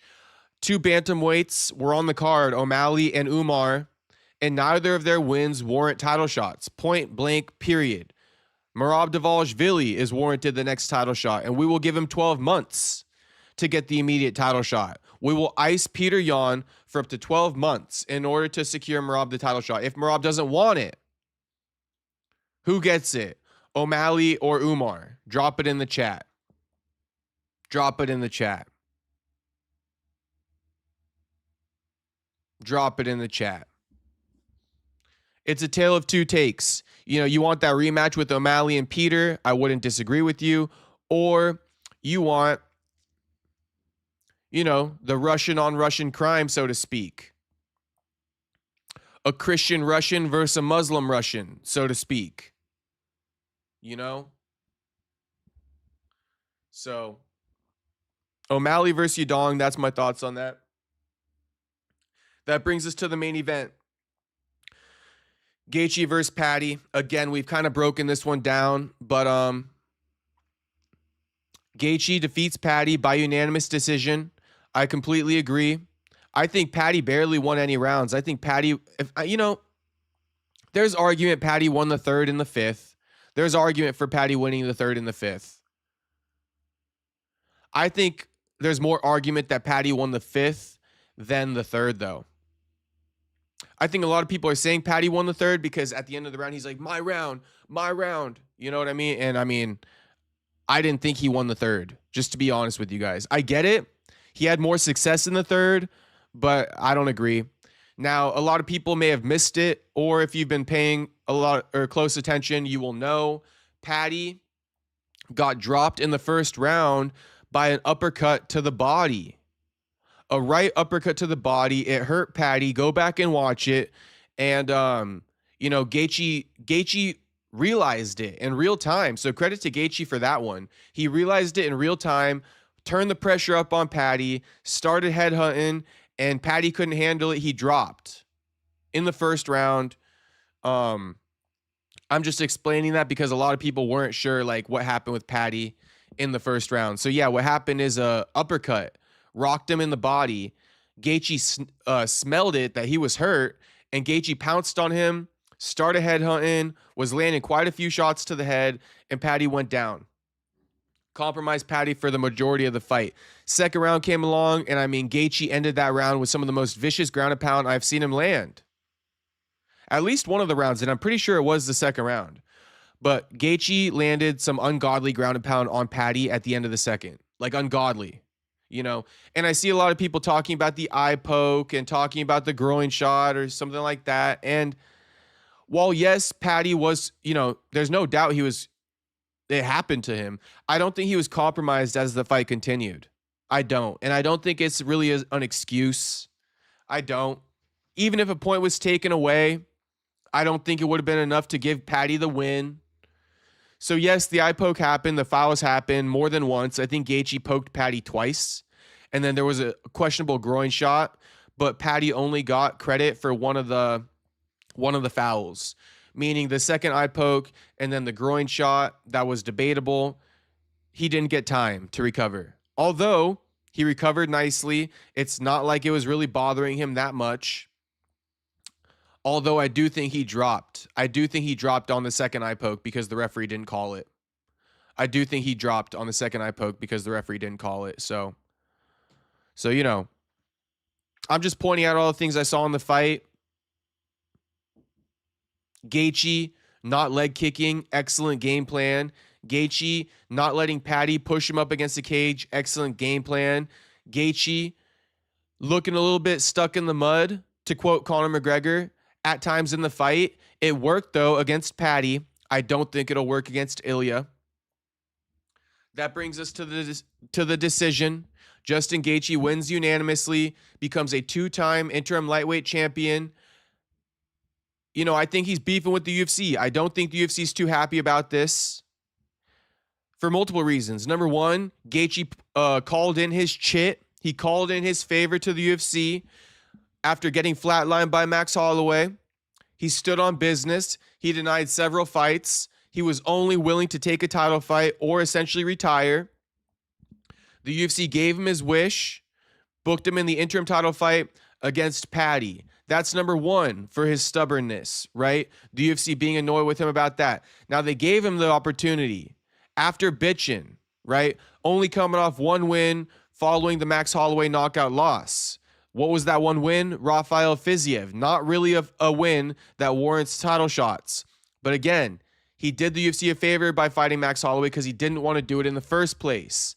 Then he was bitter about it because he got knocked the fuck out by Max. So he called in his chit to the UFC. He said, I did you a favor. Now it's time for you guys to do me a favor. I just beat Fiziev. I'm calling in the favor. So that's, you know, Gaethje already getting the opportunity when it wasn't deserved. Then Gaethje hops on the mic at UFC 324 Media Day, and he reveals under the new Paramount deal, his contract has not been reworked. Going into the title fight, it hasn't been reworked. Still getting paid the exact same amount.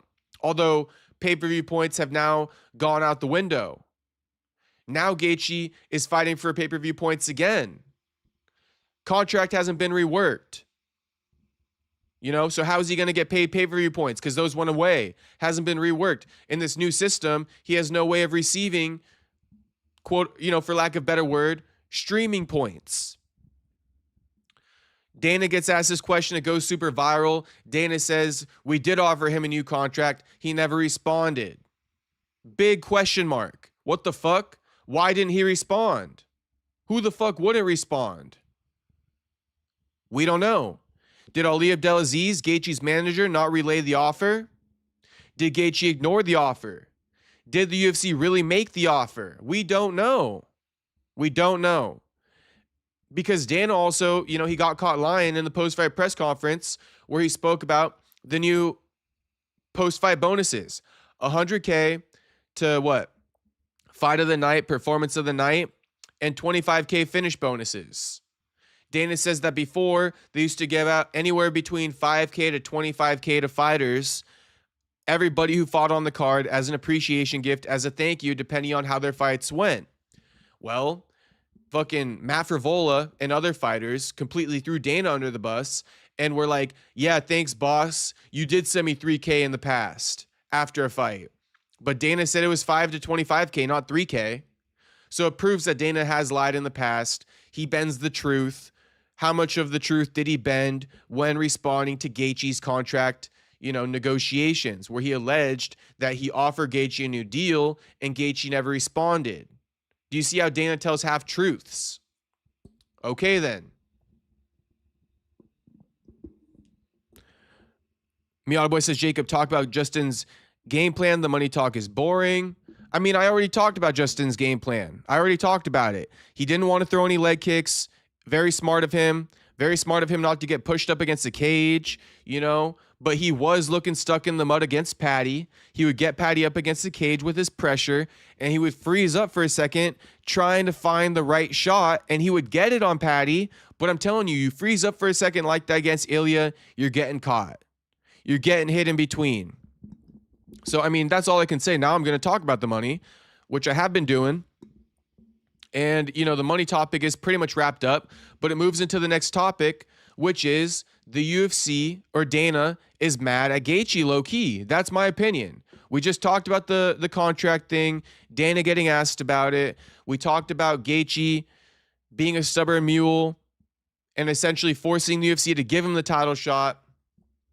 Now we're going to go and take a look at Dana's reaction to Gaethje's win, to Gaethje becoming a 2-time interim champion, because it is very interesting. Dana White reacts to Justin Gaethje. Keep in mind how I word this. Okay. Dana White reacts to Justin Gaethje becoming a 2-time interim lightweight champion. Absolute dogfight and a war. Much respect to both guys. But really, there's only one person he talked about in this, and that's Patty. He only talked about one person in this, and that's Patty, coming off of Gaethje's win. So this is why I think they're beefing. This is how you read between the lines, because Gaethje won. Gaethje became a 2-time interim lightweight champion, but all Dana wants to talk about is how tough Patty is. You feel me?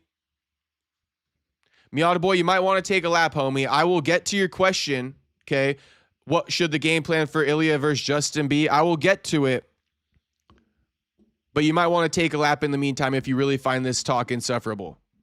Which I don't know why you would, because this is something no one's talking about. At the weigh-ins yesterday says, I'm going to knock this motherfucker out tomorrow. And I was like, that's interesting. And he never abandoned that game plan. Even when, he got dropped a couple times, I kept waiting for him. I'm like, he's eventually going to have to shoot and try to submit him. Now I didn't know Patty Pimblett had a chin like that till tonight. And, absolute dogfight and a war, and much respect to both guys. Yeah, I mean, what a couple. So Patty Pimblett at the weigh-ins yesterday. Do you see? So Patty Pimblett at the weigh-ins yesterday, then he ends the quote, absolute dogfight and a war, much respect to both guys. But Dana's not saying Gaethje's name, and that's for a reason. That's for a reason. We all know. But I figure since no one else wants to really bring it up, I would bring it up.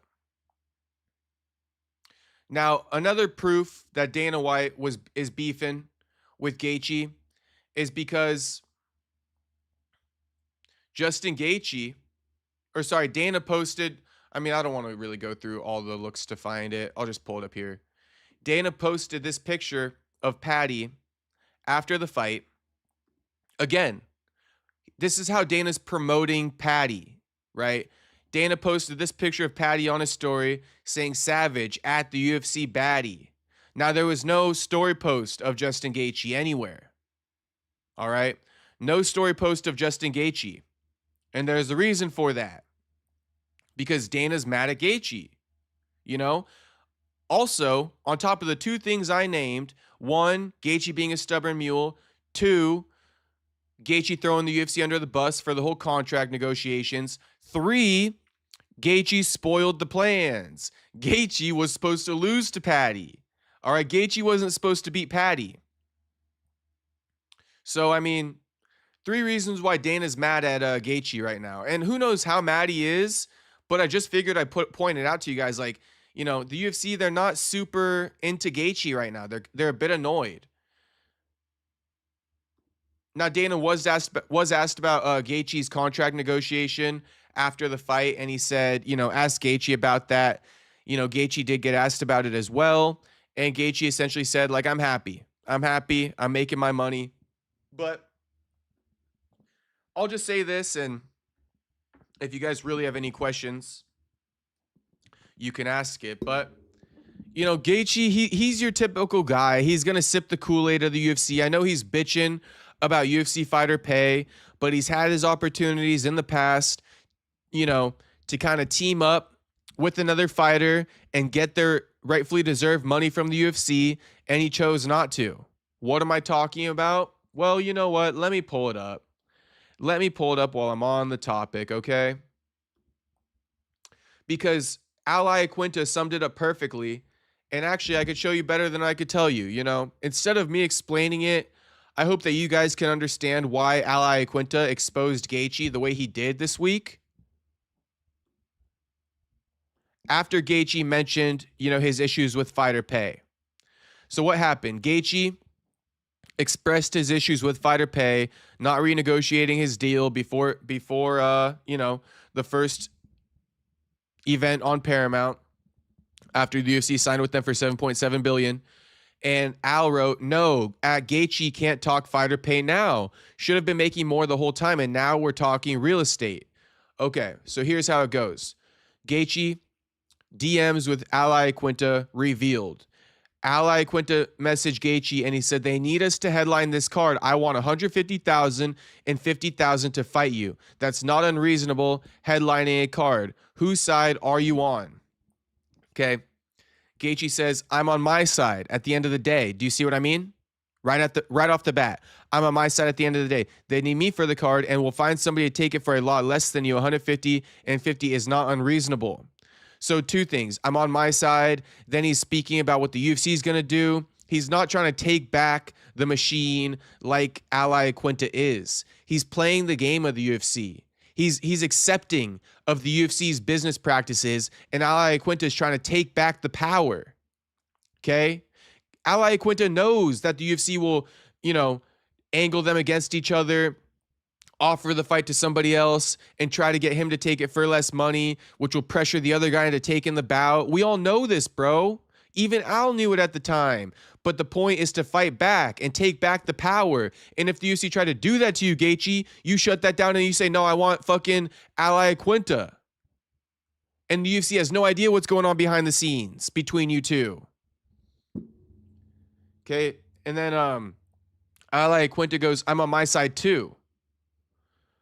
But I'm also on our side. If we work together, we can both make out better, and best man wins. And then here's what Gaethje says. I signed what I signed for to fight you. I always feel I deserve more, but I'm good with my numbers for now. Your manager has to get it right for you. See what I mean? Gaethje all about himself. I've been explaining this to you guys. This is why UFC fighters get shit-ass pay, because they can never band together. They can never band together. They're always looking out for their best interest. And also, they look out for the UFC's best interest. They look out for the UFC's best interest. They look out for their own individual best interest. And they almost never look out for the fighter's best interest as a collective and say, fuck the UFC, fuck even me. Let's look out for the fighters as a collective. So I hope this is, you know, starting to age well for you guys. I've been talking about this for like a week. Gaethje also adds, he goes, I will definitely put pressure on them to make this fight happen. It's the best for both of us. We both benefit from a win. And then Al said, get crazy and say you won't fight anyone but me. Then it will happen. We'll get what we want. If you take another fight if you take any other fight but me, I will have no respect for you. I have all the respect in the world for you. You think you are looking out for yourself, but you really aren't. You're looking out for them. Let's take a stand. Let's make a stand and take this fucking thing back. Gaethje hits him back with handle your shit, period. And he goes, I am. Good luck. handle my shit. Quote, I got the number. I wanted to fight Lee. You should have played on our side. I'll manage you if you want. And then Gaethje says, I'll get you. Then Ally Quintus says, how do your negotiations go? You could have got more if we worked together. Man, to have 14 bonuses and not equal up to $1 million, it's not right. It's not right. It should be a lot more than that. And I should have had opportunities to do smarter things with my money, but I don't, and I haven't. And to this day, everyone's, I hear Daniel Cormier saying that everybody's going to get paid more on this card. I'm not getting $1 more than I would have if this deal did not happen. I'm happy to have achieved what I have achieved. The best thing I did is probably invest in a commercial property. I purchased a house. And to have... So, I mean, I just want you guys to know that when you look at Gaethje and you hear all this complaining about the fighter pay, what I don't respect about it actually is I know he would never look out for another fighter. He's only looking out for himself, so why do I need to get behind it? It's a selfish motive. Maybe if it was less selfish, I would be less selfish and I would get behind it. But Gaethje's only looking out for himself. If he has opportunities to fight back against the machine and play a game, so to speak, he's not going to do it. Ally Quinta fucking reached out to him. So, I mean, Gaethje talking about fighter pay, I don't even care. Genuinely, I don't even care. Because he doesn't get it. He doesn't get it. Okay. Miata Boy says, hopefully Miata Boy's back from his lap now. If not, it's all good. He'll catch it later. But what should the game plan for Ilya versus Justin be? Interesting. Very interesting. Very interesting question.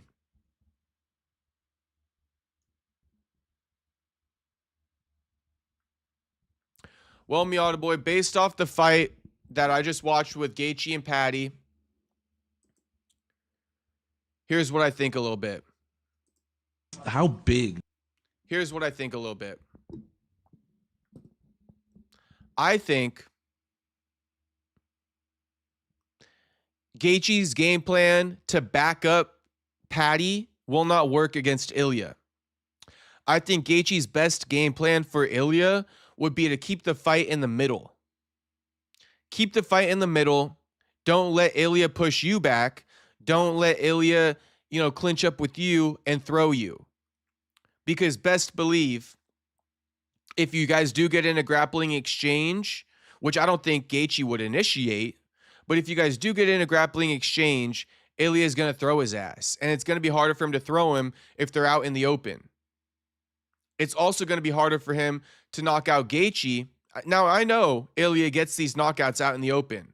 So I think it's going to be, kind of fairly easy for him to get the knockout on Gaethje. But it'll be even easier for him to knock out Gaethje if Gaethje starts pressing him back and gets his feet stuck in the mud, looking for that kill shot. It's going to take him too many seconds, and Patty's going to find the fucking shot, bro. Go rewatch the fight. Like I said, Gaethje, he would push Patty up against the cage. Then he would stand there and brace for a second and look for that perfect shot and then throw it. But he would eat these shots as he's looking for the perfect shot. And Patty would also miss a couple shots in between there. I don't think Ilya's fucking missing. Ilya's not fucking missing. He's putting him down. And I don't even think Ilya's going to let Gaethje back him up in the first place. So, as far as the game plan goes, I think Gaethje got to fight that fight in the center. Fight it in the center of the octagon. There's nowhere else to take that fight. I would work head kicks. I would work head kicks against Ilya.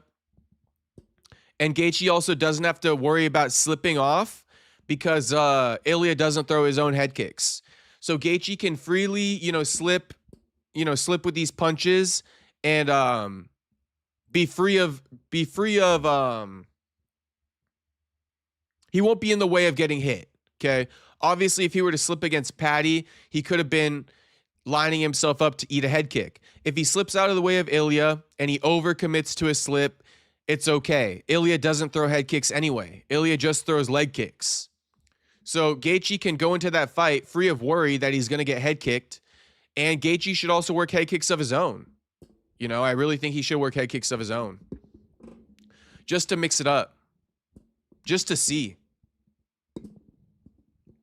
And, you know, that's what I would say about that fight. As of right now, that's what I would say about it. But it's still going to be an uphill battle because if you keep it in the middle, where did Ilya knock out fucking Charles Oliveira? Right in the middle of that damn octagon.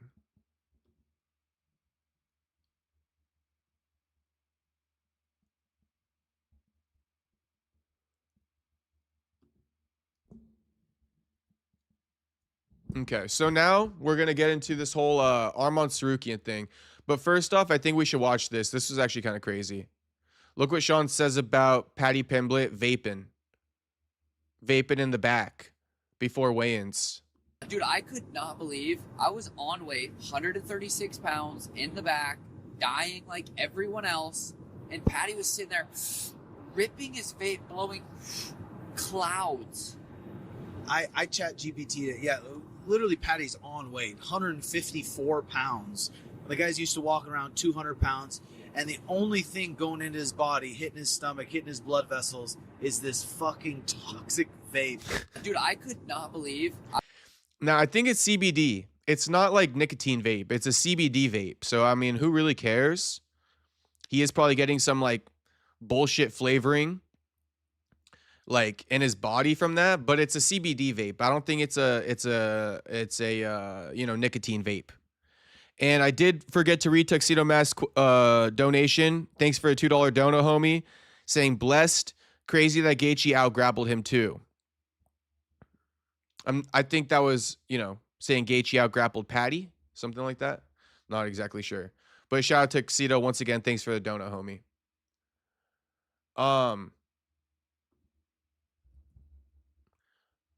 So Dan Hooker went on Ariel's show today.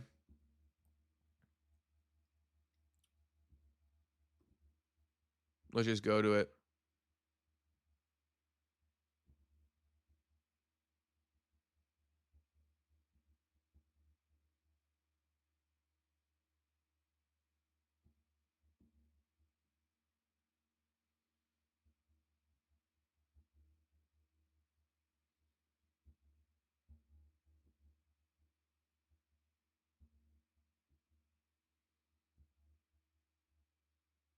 Okay, Dan Hooker says Arman's headbutt broke his nose. Arman headbutting him at the UFC Qatar weigh-ins apparently broke his nose. That's what Dan's claiming. And Arman has responded to this.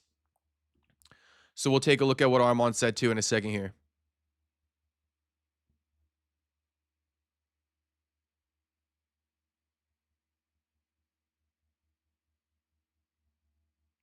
Mark says, Jacob, who you got for Shakur versus T.O.?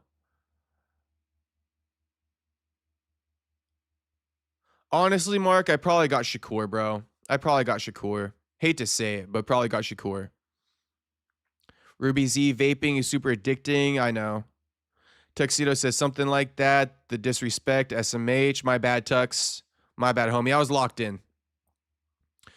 HT says, let's pretend Paddy won the fight. People will not want to see Ilya fight Paddy after that weak performance against a slow, stiff Gaethje, so it won't be a big fight anymore if Paddy won. I mean, yeah, if they gifted him the decision, yeah, HT, yeah. Now, if Paddy were to, like, dominate Gaethje, people would have been interested. But, yeah, there was no point in gifting Paddy the decision. Nobody would have wanted to see it. They would have used it against him. Miata Boy saying, yo, Miata Boy's back from his lap, boys.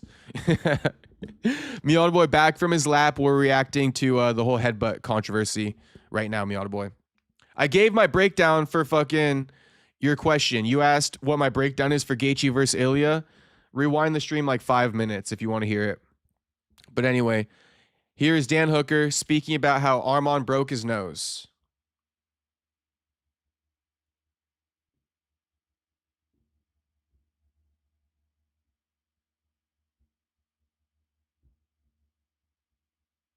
Who I would want to see in a fight. Hold on.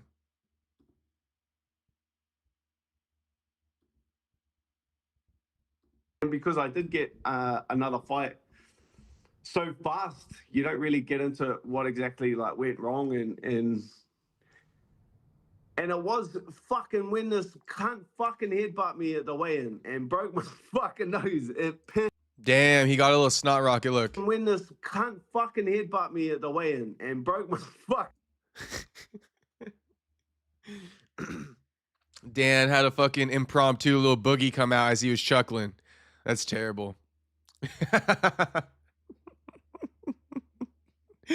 Oh, shout out to Dan and his impromptu boogie. Does he wipe it? Honestly, I don't even know if he wipes it or not. Nose, it pissed me right off.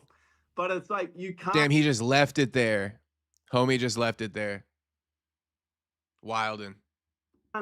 You can't get emotional at that stage of the fight. Like you're obviously, mate. I was fuming. Like I wanted that back, but you just have to brush it off. You have to put that in your back of your mind. But yeah, I was steamed, bro. I was steamed. That threw me off for sure. Wow. By the way, maybe I missed it. I had not heard that you broke your nose. You actually broke your nose. Yeah, they scanned me. They scanned me after the fight. They took me to the hospital and just like scanned me after the fight, and they were like, "Oh, you got a fractured nose." Wow. I was like, "Cunt, that was the weigh-in. That had absolutely nothing to do with the fight." Holy. And then for this fight, they were like, "Oh, you got to medically clear because he had a fractured nose. You got to medically clear it for this fight." And I just flat refused, brother. I was like, you already let me have one fight with it, and now you're going to stop me from having another fight with it. I said that was from the weigh-in, brother. That had nothing to do with the fight. Like, in what world can you smoke a guy's nose at the weigh-in and then they just like? Yeah, he got me. Like, kudos to him. Credit to him. Like, I'm not even mad at Arman. Like, it is what it is. Wow. I didn't know that there was no commission. Did it bother you in the fight? Nah. I've broken my nose so many times. It didn't bother me. It's like it's not like a physical thing. It's more a mental thing, you know, like a guy getting one up on you at that stage. Sure. At that stage of the fight, and he'd like, yeah. Kudos to him. He got it.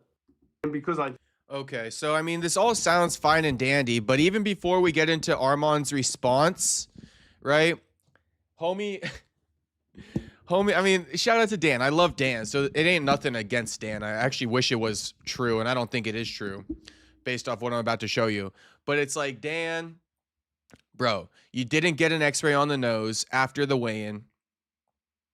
You got x-rays after the fight, and your nose was fractured then. I know you're blaming it on the weigh-in, but the internet is undefeated. The internet never lies. We never forget. We always have the receipts. So let's take a look at the receipts. You claim it was as a result of the headbutt at the weigh-in.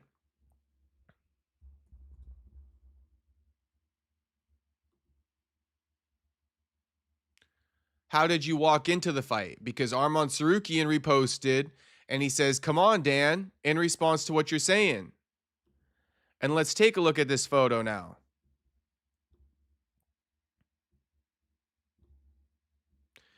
Dan before the fight, Dan after the fight. I mean, nose looks perfectly fine before, not a bit of swelling up in there. The bridge looking perfectly intact. Now the next one, it's looking broken and a little bit sideways. So, I mean, you tell me, was the nose broken going into the fight, or did the nose get broken in the fight? You guys tell me. Did he go into the fight with a broken nose due to the headbutt at weigh-ins, or did he break his nose in the fight? I believe he broke his nose in the fight, personally. I mean, it's clear as day, no? Clear as day. But shout out to Dan for being a warrior and returning, super quickly. It's been like 2 months. Miata Boy's going off in the chat. Someone send me their Paramount Plus or I will spin the block. Send me that shit. Diddy ass Castro. Bro, you're going to change the password on me, homie. I already bought the whole thing up front. I ain't fucking. This ain't no month to month shit, Miata boy. I paid for the whole thing up front. You think I'm just gonna give you the password now? You could change that shit on me. And to be honest, I put the wrong email, so I couldn't even change my password if I wanted to. So there's no way, I'm risking that. I mean, you probably couldn't even change my password if I wanted to, but regardless, Miata boy, send me the Paramount Plus is crazy. Send me that shit, Jacob, or get chinned. I'm a chip the corner off gold coins ass Jew arc tux. Oh, because Miata boy said I'm on my Jew arc, or he's on his Jew arc. Trex NYC crash out I'm about to do. I'm crashing out right now. Someone getting chinned. Face down, ass up. M-Gal says, Castro, what's poppin', M-Gal? Good to see you in the chat, M-Gal. Hope you're doing good, homie. Tuxedo, thank you for the dono again, the $2 dono. That's how my nose looks after a weekend in Ibiza. I took a pill in Ibiza. Something like that. How's that song go? I don't think that was how the melody goes. I think that was super tone deaf coming from me right there. Oh shit, Castro is rich. Shit. We trying to get rich, Miata boy. We trying to get rich, homie. We trying to get some bread at least. I mean, shit, I don't even need to be rich. Just like, let me get some bread. You feel me? Let me get some bread, live comfortably, go on a few vacations a year, maybe a couple. Shit, 1 to 2 is good with me. I'm not even a vacation guy anyway. I don't like to fly. So, I like working. So I don't even need to be rich. I just want to keep working. But shit, let me get a little bit of that bread. You feel me? Let me get a little bit of that bread. So that's the whole Arman Tsarukyan and Dan Hooker topic. Andrew saying it happened in the fight. Shout out to Andrew. Ruby Z saying Dan the boogie hooker. I mean, shout out to Dan Hooker's booger. Dan Hooker and his booger. Andrew laughing at the booger comment. The booger comment was gold. I didn't even see that before the stream. Okay.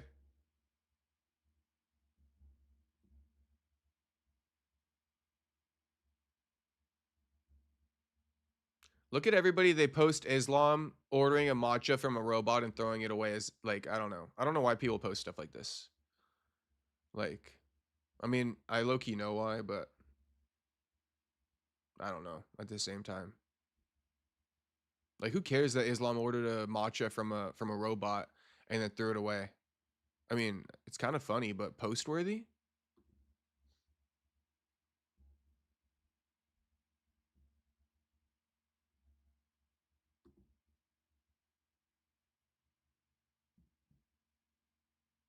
Oh, Marab was rooting for Sean.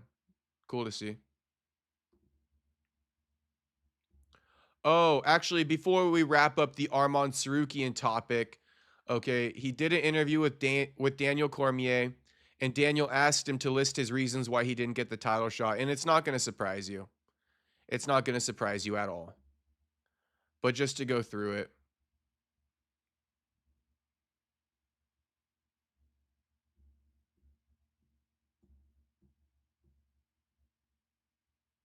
Damn. Red Corner usually posts everything.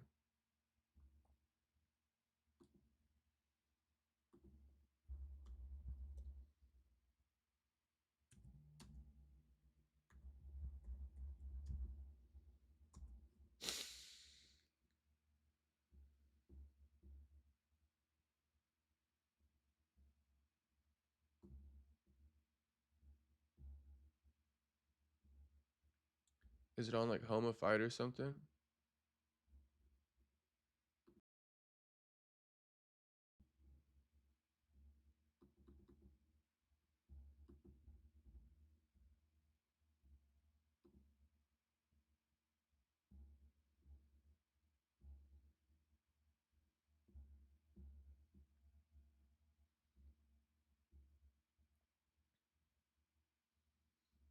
Dovey, maybe?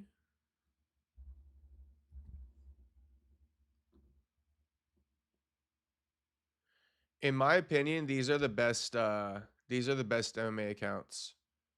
You got like Homa Fight, you got Dovey, you got Champ Rounds, you got me, but I don't be posting on X as much anymore. I should be though.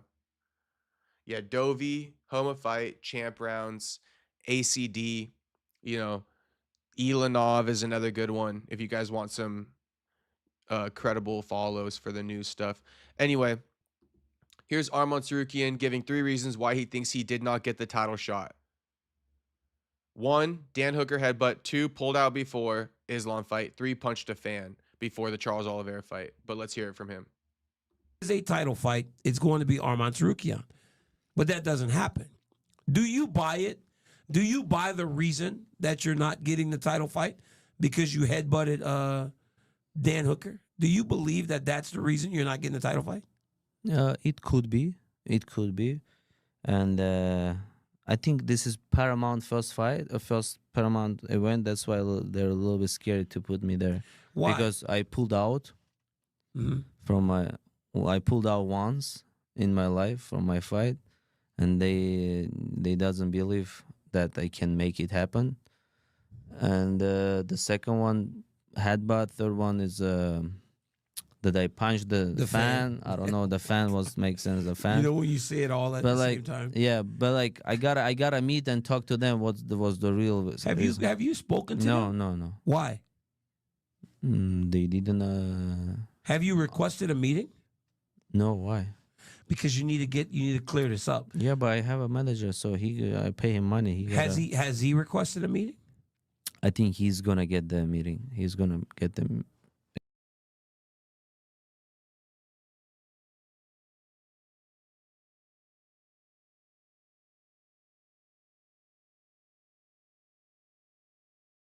So you heard it from Arman's mouth himself right there.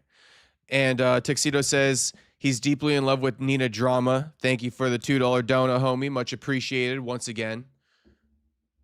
Yeah, I mean, I don't know why these fighters like to kick it with Nina so much. I like genuinely do not understand it. Like, even if I was a fighter, I'd be like, yeah, what up, Nina? I'm gonna go watch the fights. I don't want to be in your video. You know?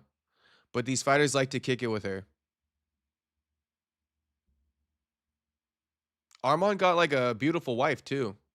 I wouldn't have taken him as one of the dudes to simp for like the fucking 304 Nina. You feel me?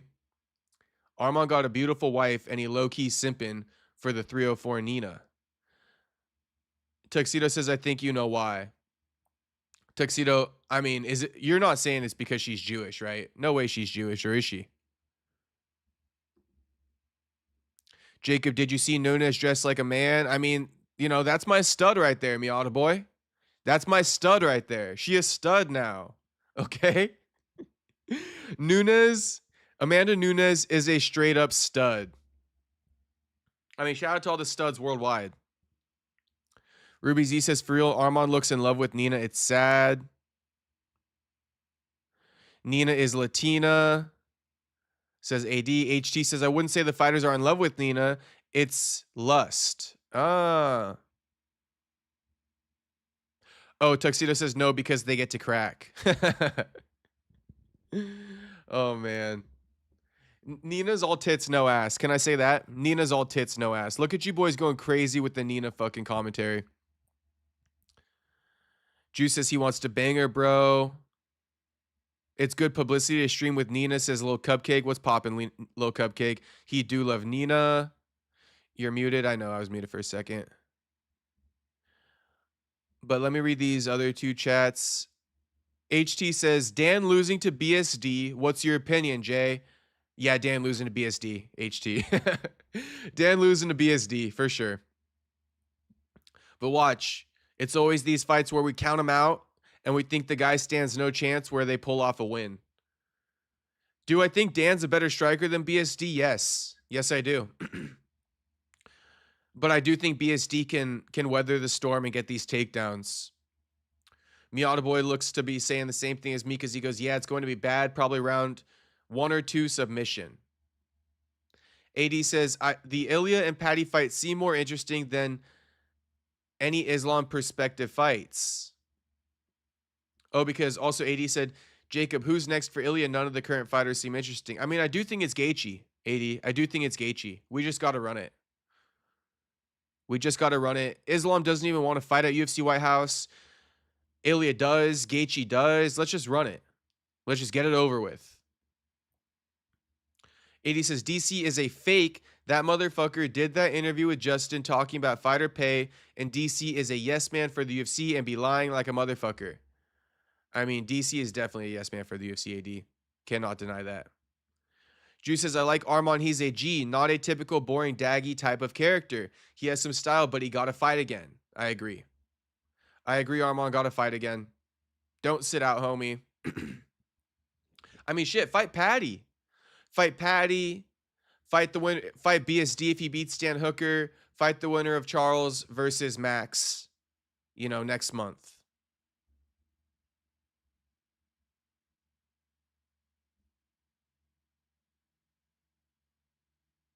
AD saying Nina's a clout chaser. Nina might be part Natan Levy. LOL JK. I wonder how Nina got all her clout though. Like, what was her first viral piece of content? Low Cake says, I think she just fun to hit on and hang with. I don't think he's simping. Nina, give them pink eye. Tell Cortez I said what's up. Shout out Miata boy. Cupcake says, could also be that Nina is chilling with Arman because he got generational wealth. Nina don't got that. No UFC fighter does except Connor and Arman. Tuxedo Mask says, Nina's pretty hot for 37. Maybe Habib.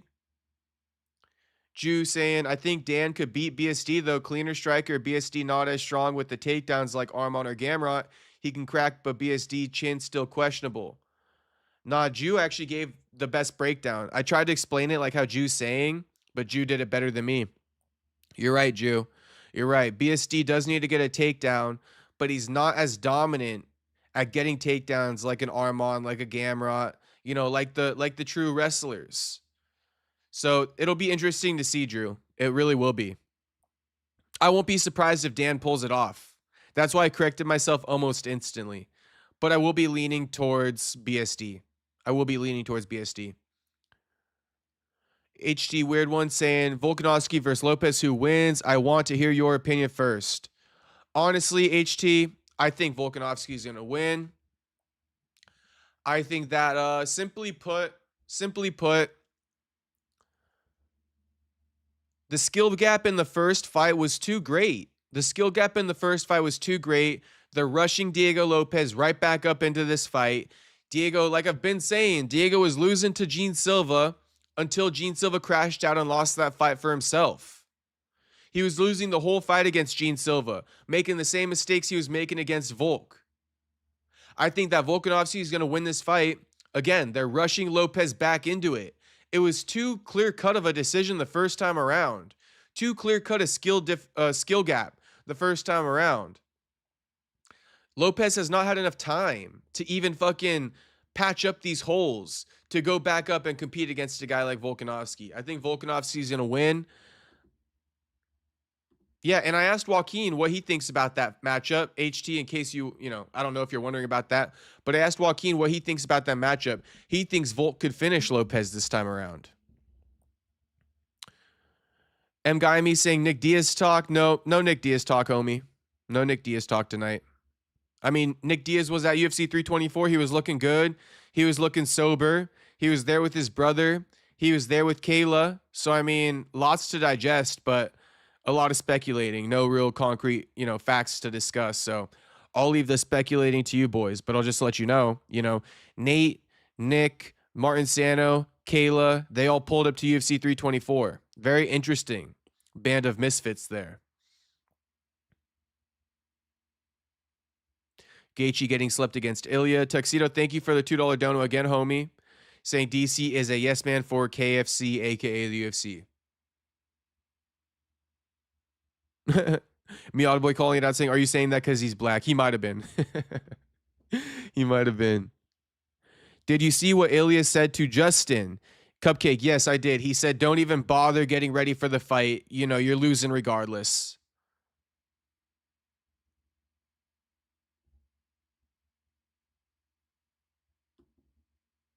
I don't know if I read this one out, but Miata Boy said, Jew, let's be honest, BSD striking has looked better. He landed shots on Ruffy, not the best head movement, but he's getting better.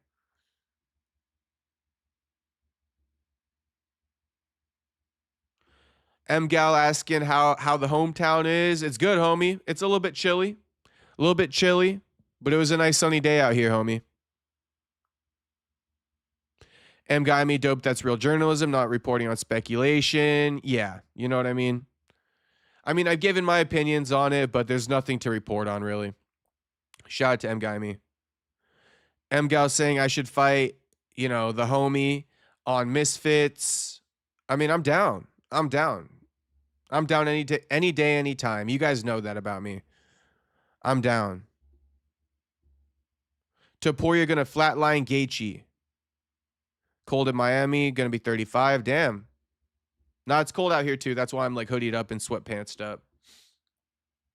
Okay, I'll figure we can break down UFC 325, look ahead into the card, and then I'll probably dip out. Probably dip out after this. So first of all, the card has these Road to UFC bouts. You know, I don't have much to say about it. It's Road to UFC. But the card is going to kick off. It's going to kick off with these 4 like no-name bouts. 1, 2, 3, 4. Yeah, 4 no-name bouts. Road to UFC. Then we're going to get into the 1, 2, 3, 4, 5, 6, 7, 8, 9, 10 fight main card. So we got 10 fight main card, 4 Road to UFC bouts, 10 fight main card, kicking it off with Khan Ofli versus Yiza. Never heard of him in my life. Second fight of the card, Jonathan Mikalev versus Oban Elliott. Chill Son in 2.0 is Oban Elliott. Don't got much to say. I don't got much to say. I'm not even going to try to force it. Now, Jacob Malkoun versus Torres Finney. I like this fight right here. Jacob Malkoun, certified training partner of Robert Whittaker. I know he's had some tough losses in the UFC. Lost to Brendan Allen, lost to Cody Brundage, lost to Phil Haas. You know, hasn't fought since 2024 when he beat Andre Petroski in March. So he's coming off like a 2-year layoff. Torres Finney, undefeated. Fucking a Mack truck, 27 years old at that. You know, had to do Contender Series 3 times to get a contract. So Torres Finney 1-0 in the UFC. It's an interesting matchup. Basically 2 grapplers. Jacob Malkoun, Torres Finney, 2 grapplers. Let's see what happens. Torres Finney plus 125 underdog. Jacob Malkoun minus 150 favorite. Cam Roston versus Cody Brundage. Once again, you know, Cam Roston, not super familiar. He's 1-0 in the UFC. Oh, and he beat Andre Petroski last year. I think Cam Roston actually pretty good. What I've seen from Cam Roston, he actually pretty good. So keep an eye out. I think this is a tailor-made matchup for him to beat Cody Brundage.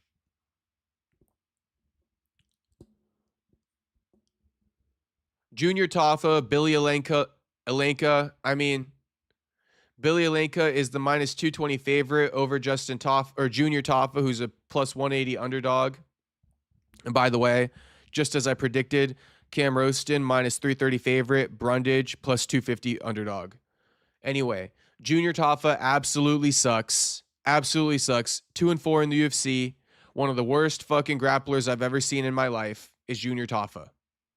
All right. One of the worst grapplers I've ever seen in my life. He lost to Tuco, and we all know Tuco ain't no world beater in the UFC. I couldn't be lower on Junior Tafa's stock.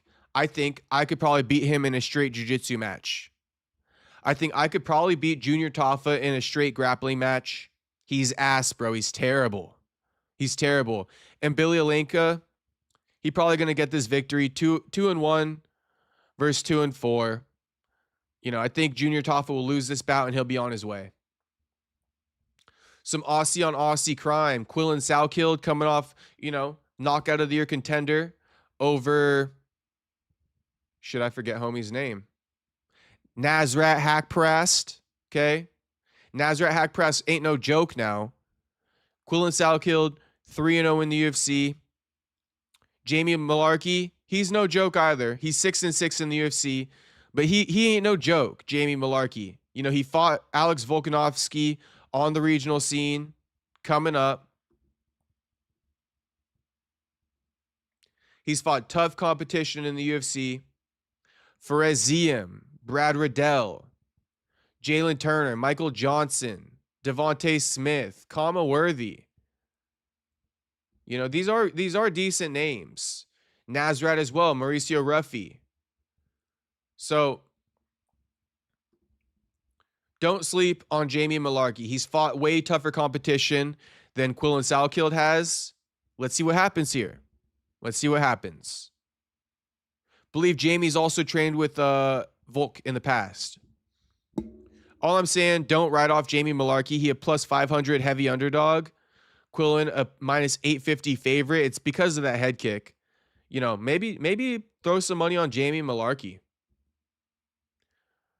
Honestly, I'm gonna say Quillen's gonna win, but he's too big of a favorite to bet on. Tai Tuivasa, the return. The return of Tai Tuivasa. Hasn't fought again since August of 2024. Currently on a 5-fight win or losing streak. Knocked out in 4 of those 5 losses. Taliesin Teixeira. Coming off a knockout against Derek Lewis in July of last year. 1-1 in the UFC. I mean, if Tai Tuivasa loses again, that makes it 6 in a row. I don't know what else we can do with him. But I mean, I don't know. It's a good fight. Have I seen any tape? No. Like Miata Boy says, I need to watch tape on these guys. I'm not doing picks for the early prelims. Yeah, I need to watch tape on like a lot of these matchups, to be honest with you. Fiziev versus Ruffy. Solid fight. Oh, wait, let's see the odds. Tai plus 240 underdog. Taliesin minus 300 favorite. Okay. Miata Boy says Tai's getting fed to the Wolves. Shit. Looks like it. The fall off for Tai Tuivasa has been crazy. Fiziev versus Ruffy. Okay, minus 125 favorite, Mauricio Ruffy. Plus 100 underdog, Fiziev. So pretty much a pick 'em, an even odds. Fiziev is 7-4 in the UFC. Ruffy 3-1. Ruffy coming off his first loss in the UFC against none other than BSD. He got finished. Okay, now he's getting a striker versus striker matchup. Let's see what Ruffy can do. Fiziev is elite. Elite when it comes to Muay Thai. Elite when it comes to striking. So is Ruffy. But, you know, I'll give Fiziev that little upper echelon until Ruffy beats him. I'm going to give the striking edge to Fiziev. Now, Ruffy can easily beat him here. Not easily, but he's a live, you know, he's a live favorite. You know, flashy striking versus very very orthodox, very crisp and clean Muay Thai from Fiziev. Ruffy's winning. He's got too much range on Fiziev. I know, but honestly, Miata Boy, be careful with that pick. Be careful with that pick because I think Fiziev is a guy who can get through some of the range. Be careful with that pick. That's all I'll say. You know, we got to watch some film, so I haven't watched film. Dan Hooker versus BSD. We've kind of talked about it. Again, don't sleep on Dan Hooker. Striker versus grappler. People think that BSD has made improvements on the feet. I still don't think it's enough to beat a Dan Hooker on the feet. But I see what you guys mean. BSD has been making improvements. I still think Dan Hooker is a better striker on the feet, though. The real question, can BSD get takedowns? We will find out. You know, like Jew said, BSD ain't no Arman. So, you know, we got to find out. We got to see. But it's a good fight right here. Good fight. Quick turnaround for Dan Hooker, who is the plus 260 underdog against the minus 330 favorite BSD.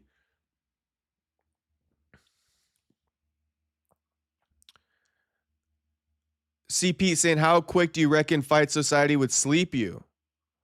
I mean, what's crazy to me, CP, is how much you're speaking for another man. You know, why you on homies nuts so much? That's what I would say. Why you on homies nuts so much? You came in several times, you showed me some love, probably fake love, right, CP? And now here you are glazing another man's meat, coming into my chat, glazing another man's meat. I mean, CP, how quick you reckon I would sleep you? That's that's the real question, CP. How reckon you think I would sleep you? You, the homie who's been begging me for all kinds of shit, haven't you, CP? So careful who you want to come at, homie. Because I don't really fuck with you anymore, especially after you already showed your true colors. So, I mean, you the homie who was begging me for opportunities. You were begging to come on my podcast, begging to do these, you know, hop on my shit. So, I mean, yeah, we don't need your fake love over here, homie. Go suck on the other homie's meat stick.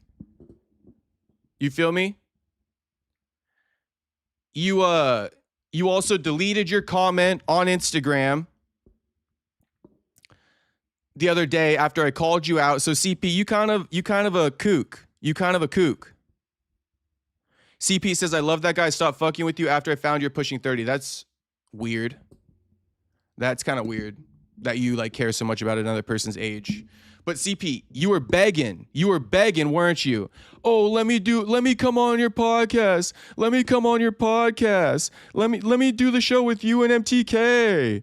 Let me do the show with you and MTK. Begging, bro. I had to ignore your dumbass. Didn't I have to ignore your dumbass? You were begging like a fucking clueless ass motherfucker.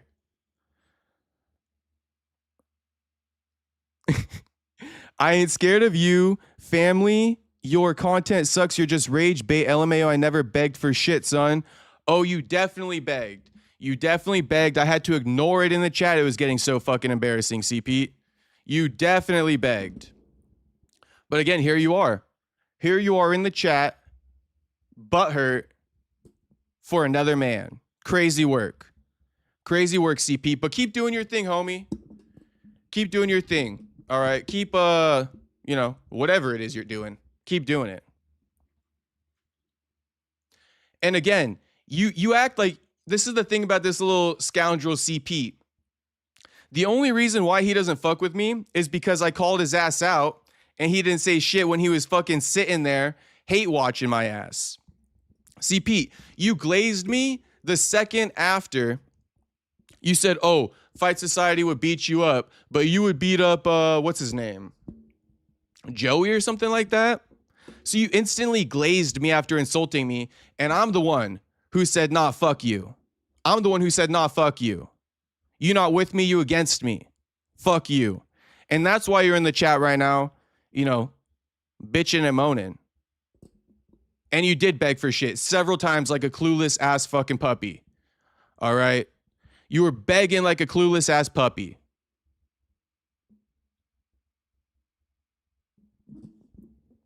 All right, that's it for the goofy. That's it for the goofy, the goofball.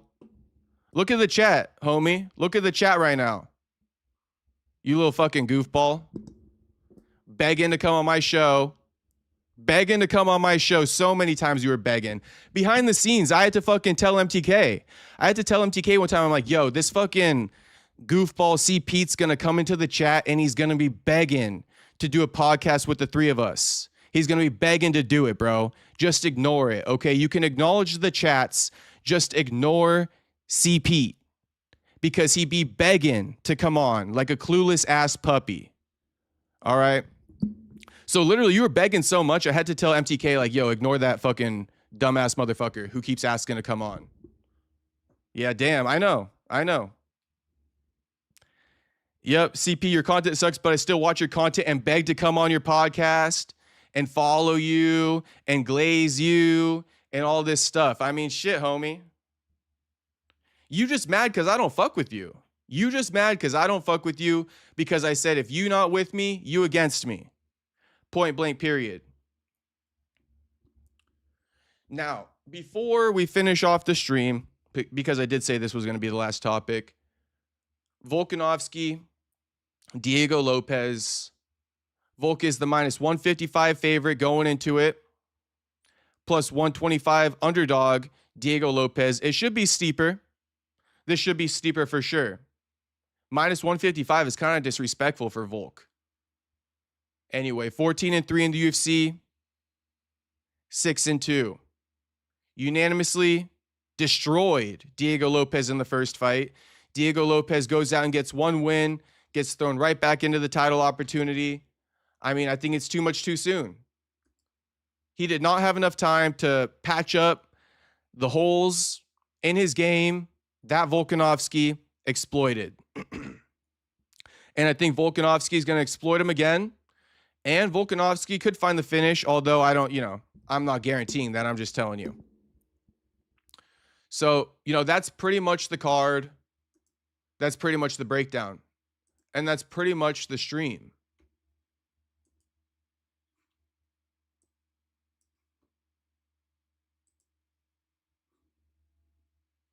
RIP, buddy. Yeah, I mean, where did homie go? Where did homie go? Guy's a straight goofball. CP to straight goofball.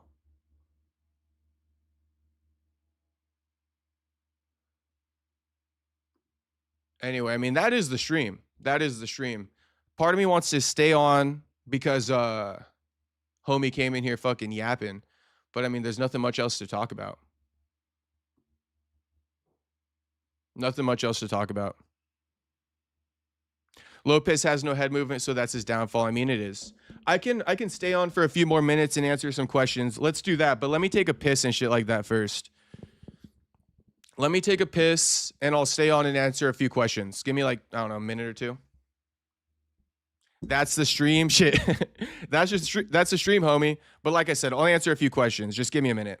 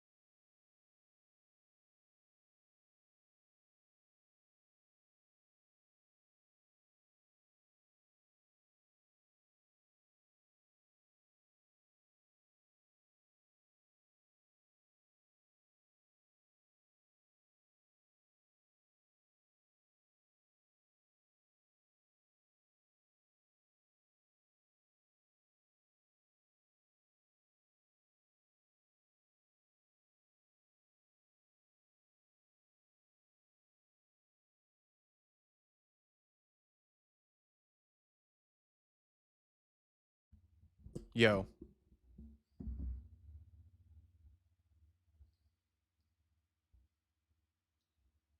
All right. Yeah, we can do a little bit of a Q&A before we get on out of this bitch. Let's run it up. Actually, we can probably look at a couple other clips too in the meantime. But Otto saying great stream. See you, man. Have a great night, and everyone else too. My man Otto. Shout out to you, homie. Thank you. And you have a great night too, my brother. Otto saying maybe you scared them off when you confronted him. I mean, clearly. Clearly I did. That's okay.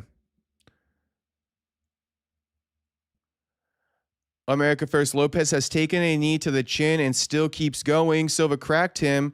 Good, but still got him.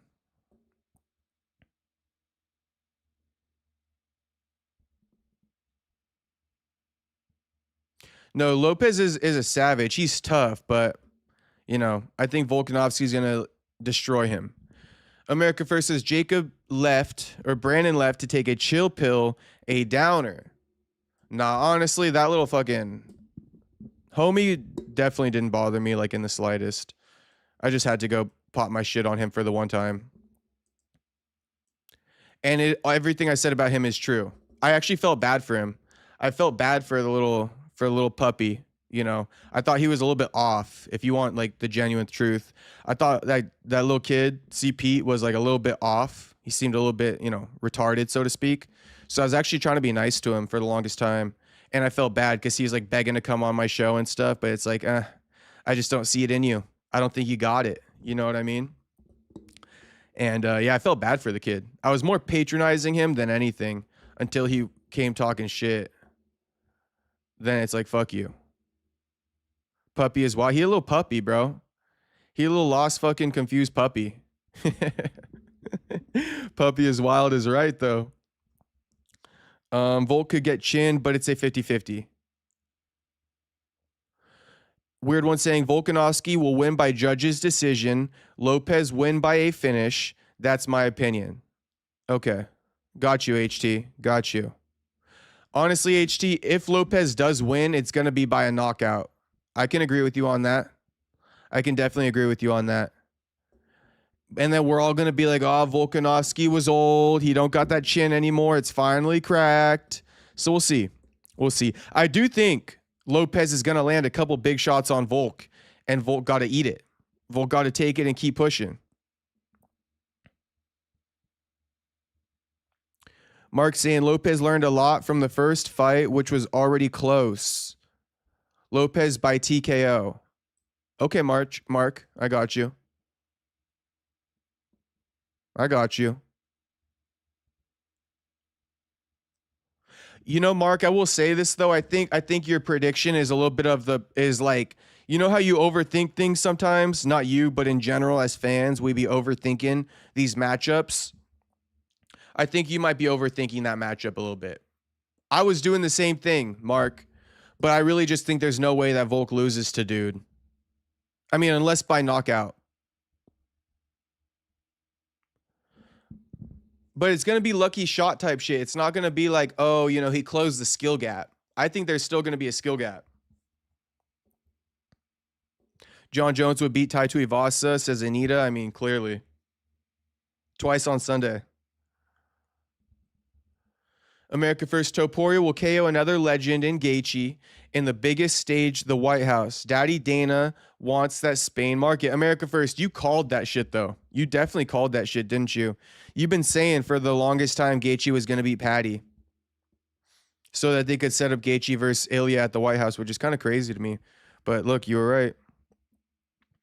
Space Kid says John wipes Alex at the White House, I think. Yeah. Yeah. I'm all for John versus Alex, by the way. I wanted it when John was the champion.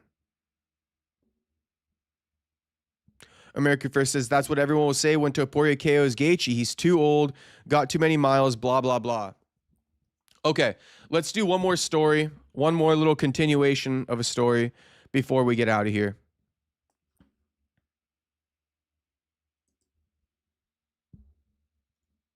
Miata Boy says Volk is technical. He's going to kick out range and work his jab. Yeah, I agree. And Volk's also got a big overhand right. Don't forget about that shit, you know?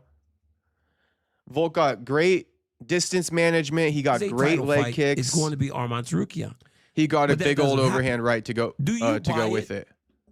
Who knows what I got bookmarked? Rose crying. You know, my girl Rose, she allowed to cry. She allowed to cry out of disappointment. Unlike Kayla fucking Harrison. I can accept this from Rose. I got you in facts again. Can I have another Rose? Thank you. You are so awesome to us. Thank you.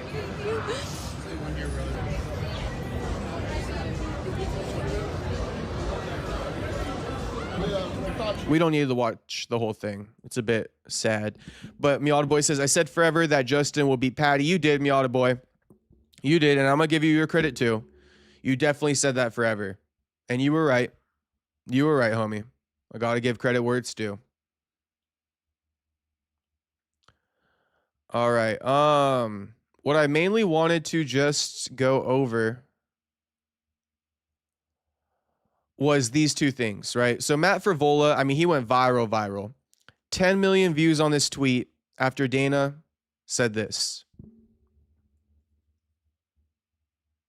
I talked about for years as maybe a possibility. What got you to the finish bonuses that were implemented tonight? That's something that's been kind of talked about for years as maybe a possibility. What got you to the finish line to say, yeah, let's give bonuses for every finish? So what has been happening forever in this company since you know, we started this company is every night I would tell you guys, oh, these guys won these bonuses, but everybody on the card would get a check for different dollar amounts depending on how they fought, ranging anywhere from $5,000 to $25,000 every event. So those are going away, and now, you know, finishes will get a $25,000 bonus. The finish. Okay, so just to really say it definitively, which, by the way, the main thing to remember, what he just said there, is that fighters used to get anywhere from $5,000 to $25,000. Everybody who competed on the card would get this little care package from the UFC, depending on how their fight went. Now, the UFC is going to do away with that. Do away with the 5K to 25K care packages. And what they're going to do is increase the performance and the fight of the night bonuses to 100K. So basically, you know, one person going to get performance of the night, two people going to get fight of the night. So that's going to be 3 total 100K bonuses every night. And they're going to do away with the 5 to 25K care packages. And basically, if you get a finish on the card, you get a 25K bonus. Flat out. Any finish gets a 25K bonus. So, I mean, I don't know. I don't know what to make of it. Don't know what to make of it. Joaquin had a reaction to it. Joaquin Buckley had a reaction to it. But before we get to Joaquin Buckley's reaction, Matt Frivola responded to Dana White saying that, you know, he gave fighters 5K to 25K for their fights. Everybody on the cards. That's what they've been doing. That's been the standard forever. Well, Matt Frivola essentially exposed Dana for capping. And he was fucking glazing him. He was trying to glaze him and exposed him for capping. He goes, thanks, boss. And it shows right here. As a way to say thanks, we are sending you a bonus payment of $3,000, less any required taxes or other withholdings. And then Frivola's like, guys, I showed he's not lying about discretionary bonuses and said, thanks, boss. Why are you mad? Because he was lying about how much he gives you. Homie, that's why. And then someone says, and how quickly did you lose that fight? First round, less than a min or so in, or what? Lucky you get 3K. He's like, should I not thank him? So anyway, Frivola went viral. This did 10 million views. Everyone going off on Dana, calling him a liar probably. I mean, we could read the comments. Dana a rat. You realize talking shit to your employer, they can just replace or fire you. I don't understand why fighters have this attitude about the money and then wonder why they don't get opportunities. 3K question mark. Some cocktail waitress made more than that in Vegas last night. Grok, help our bro make more money. Why didn't Dana make it tax-free? That's only like $1,500, bruh.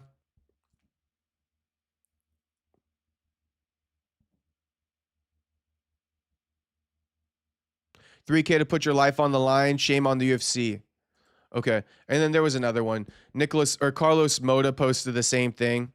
Carlos Moda got a $3K, discretionary bonus. And then he says, I received a bonus even though I lost. The UFC has always paid its athletes, and now it's much better. So here's this glazing of the UFC again that nobody needs. It ain't helping nothing. Now let's go to Joaquin Buckley giving a real take on the fucking bonus structure. Here's what Joaquin had to say.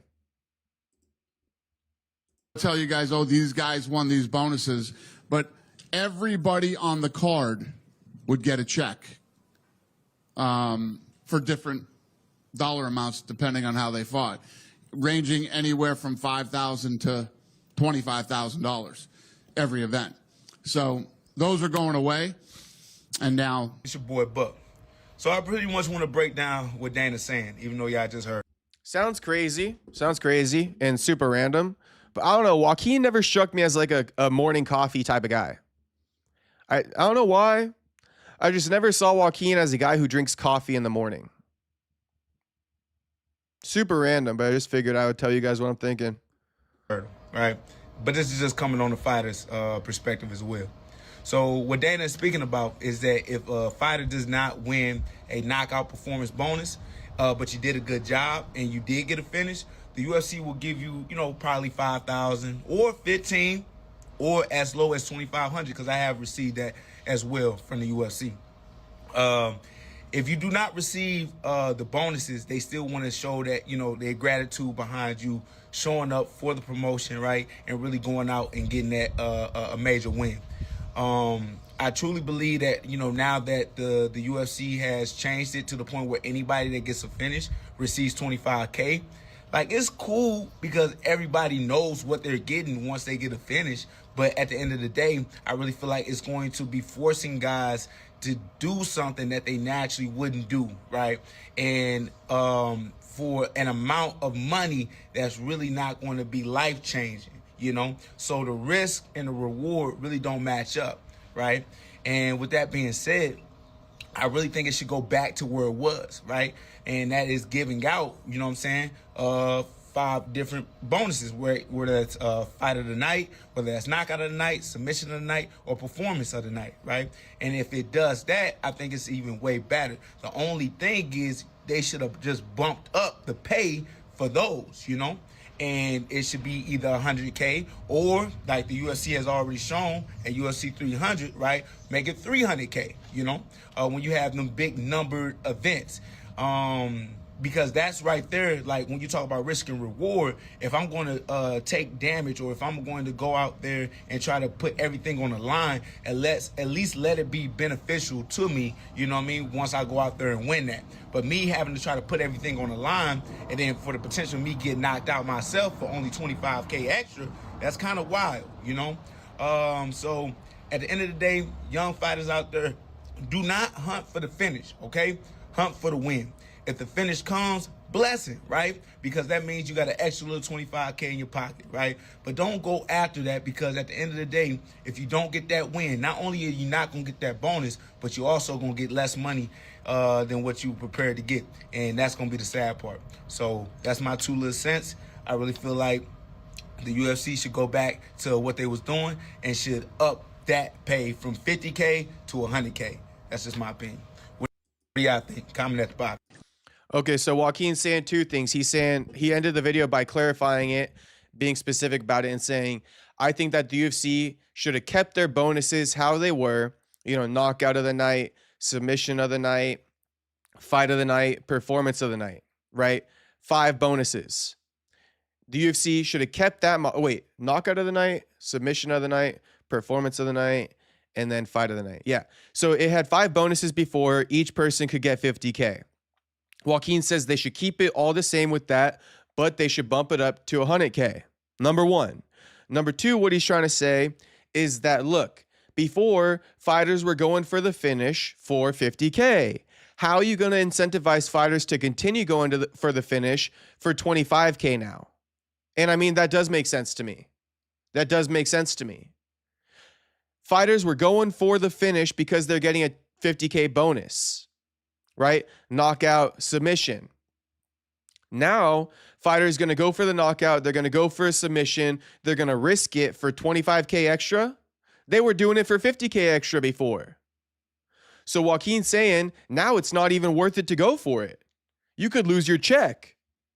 You could lose your check trying to go for pennies. What do we call that? Stepping over a nickel for a dollar, right? Stepping over a quarter for a dollar. However that saying goes. But why would they, right, step over, right? Because now this is public information. We asked Joaquin in the live stream. This is why everybody should have been in it, because he was answering all kind of questions. Joaquin confirmed he makes 120K to show, 120K to win. So let's make it specific to Joaquin. Joaquin's basically saying, why the fuck would I risk my 120K win bonus for a 25K knockout bonus and potentially lose my win bonus trying to get the knockout bonus? And I pretty much agree with that. I mean, I think it's a fair assessment. I don't know why they regressed the finish bonus to 25K. That seems a little bit backwards. And, you know, credit to Joaquin for speaking up.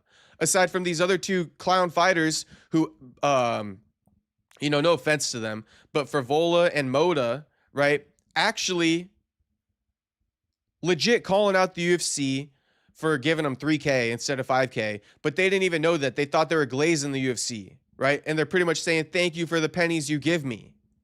And it's like, that doesn't help anything. That doesn't change anything. What changes something is what Joaquin said in this video.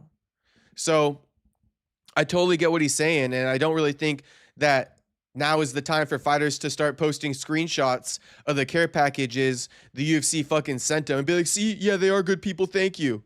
Because look at the bigger picture here, bro. Look at the bigger fucking picture. Now you're going from 20 or 50K fucking performance bonuses to 25, and 3 guys on the card are going to get 100K bonuses.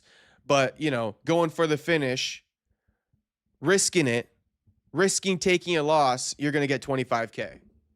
So Joaquin, you know, he really did have the real take out of anybody here.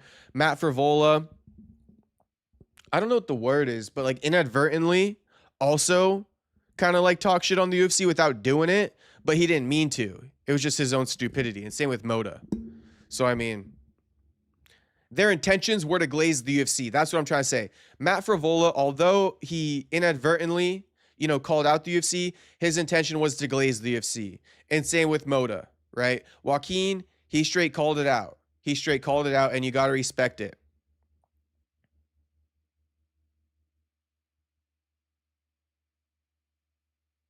Cupcake saying, but don't they still have the fight of the night bonus and performance bonus, and it's up to 100K? Yes, Cupcake, but the knockout bonus is, right? That's down to 25K. And just look at it on a simple term, Cupcake. Look at it on a simple term where guys used to go into their fights trying to get a knockout for that 50K bonus, right? Now guys are going to go into their fight for that knockout, and they're going to be trying to get a 25K bonus. Also keep in mind, fight of the night isn't what fighters really strive for.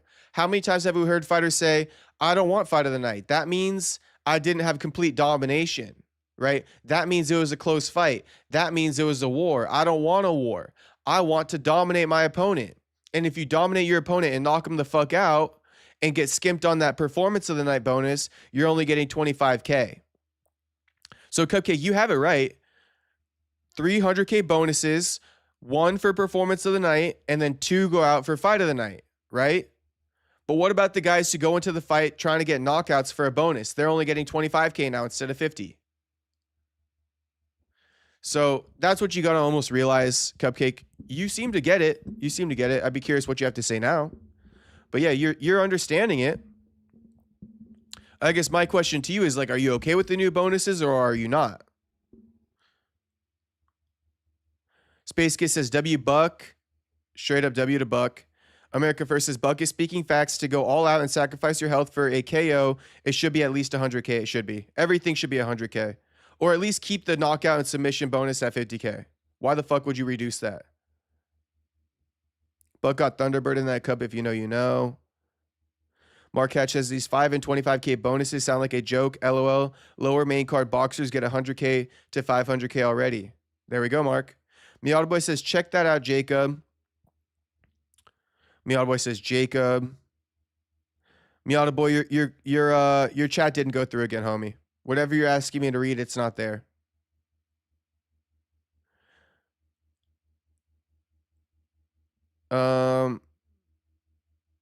America First, going back to the live stream with Joaquin, and he says, I heard Buck say that he has the fan base, but the UFC is not pushing him.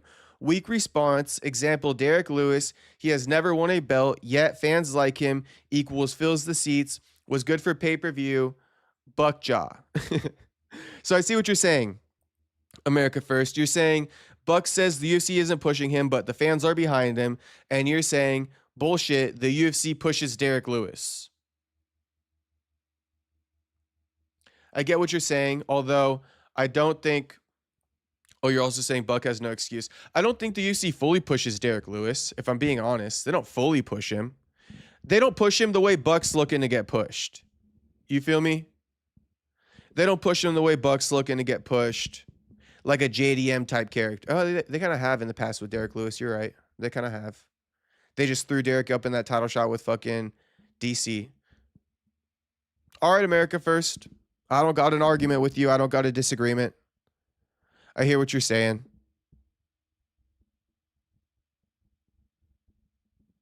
Instead of saying Buck has no excuse, though, what do you think he should do? With all that being said, America First, the fan base is behind him.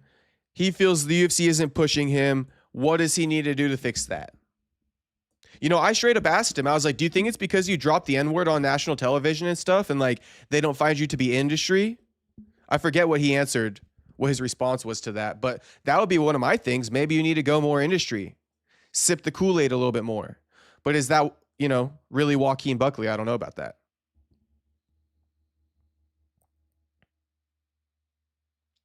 Mark is saying, yeah, the KO bonus should have been 100K too. Facts.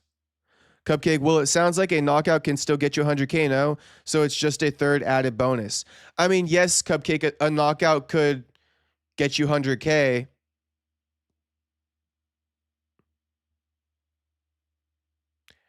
It could, Cupcake. It could. It could.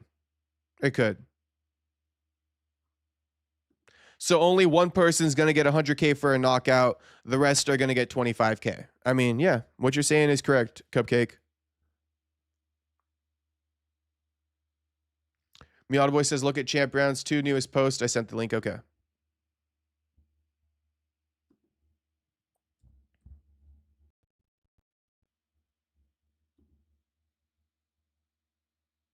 Boss Play says they pushed Derek Lewis because he's a company man. He literally known for KOing or going out on a shield. Mark saying, but that means only one fighter gets the 100K, right? Versus before 3 fighters will get or 5 fighters will get 100K, right?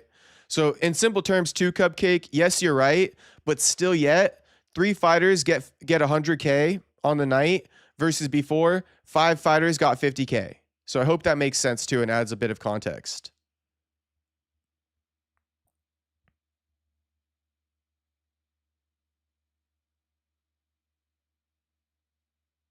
America First says Buck needs to have some great KOs, some highlight finishes.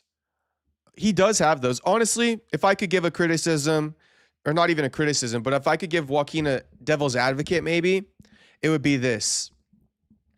I think he's got it twisted. I think that the UFC is behind him. And proof of that is that I think the UFC would have gave him the title shot if he beat Kamaru Usman. And that would have been, just to speak in Joaquin's terms, that would have been giving him the title shot over the white boy, right? Sean Brady, the white privilege, right? Because Joaquin and, you know, Bobby Green were talking about that white privilege, so to speak, in the UFC. Well, I believe Joaquin would have got the title shot over Sean Brady and his white privilege if he would have beat Kamaru Usman. I think Joaquin might have it twisted a little bit. The UFC is behind him. They've been behind him. But to America First's point, you know, He even has highlight reel KOs, and that's why I think they've been behind him. He's just been out for 6 months, and he's fought one time in a year. You know, there's only so much you can get for fighting one time in a year. He needs to get back being active. Not saying it's been his fault, but he needs to get back being active, get another good KO, you know, return soon after that, get another good win, another good finish, and it's off to the races again. I think they've been behind him. I think, honestly, if I could give the devil's advocate, I think Joaquin has had it a bit twisted, and I think the UFC's been behind him. They were behind him more than Sean Brady. Facts. And so, you know, I'll end it like that. I will end it like that.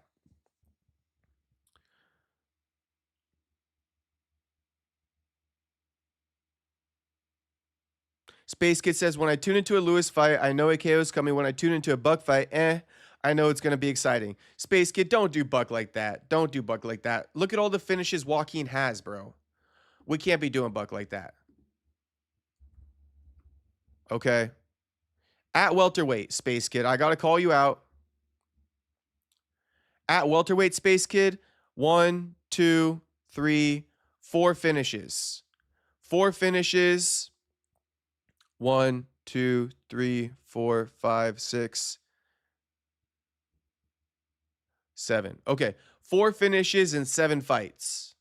4 finishes and 7 fights, but 4 finishes and 6 wins. So, you know, he's knocking him out above 50%. 4 out of 6 or 4 out of 7. But obviously he can't get a knockout if he lost. So I'm counting the wins and saying 4 out of 6. You know, he batting above 500 when it comes to a knockout in the fight. So let's give him that credit where it's due there. And, you know, he stays getting knockouts. The majority of his UFC wins are knockouts. Out of his 11 wins in the UFC, 8 are by knockout. 3 are by decision. Okay? So just keep that in mind for Joaquin.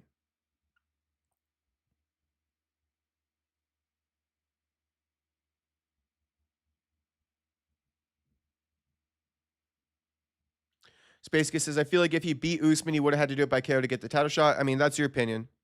You know where my opinion's at, bro. He has exciting ass fights. I love him, but you know how the UFC gets behind superstars, fighters via Sean. And I feel you, Space Kid. I feel you. Like I say though, I'm gonna just stand on my, and I genuinely mean this. I tried to give Joaquin like that constructive criticism a little bit, so I'm trying to keep it fair down the middle. But what I'll say, Space Kid, is Joaquin was on the verge of that Sean O'Malley push, so to speak, happening to him had he have beat Usman. Had Joaquin have beat Usman, he would have been getting pushed like a Sean O'Malley. You know, that's what I'll say. Or who they're trying to make stars at least.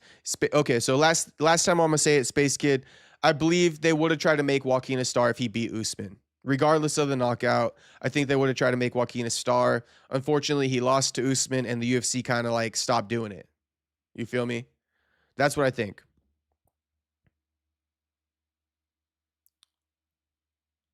Miata Boy says, Bug needs to fight more. In my opinion, he's been inactive. Can't complain if he's not fighting. Just saying. No, I get it. I think that's the biggest thing is has one fight in a year. If he didn't have one fight in a year, I think, you know, his stock would be up higher. But, you know, and it's not his fault. I'm not blaming him for being inactive. I'm just saying, you know what I mean? You got to be active to get the push. One fight in 12 months isn't going to get you a push. And you're coming off a loss, so I completely get it.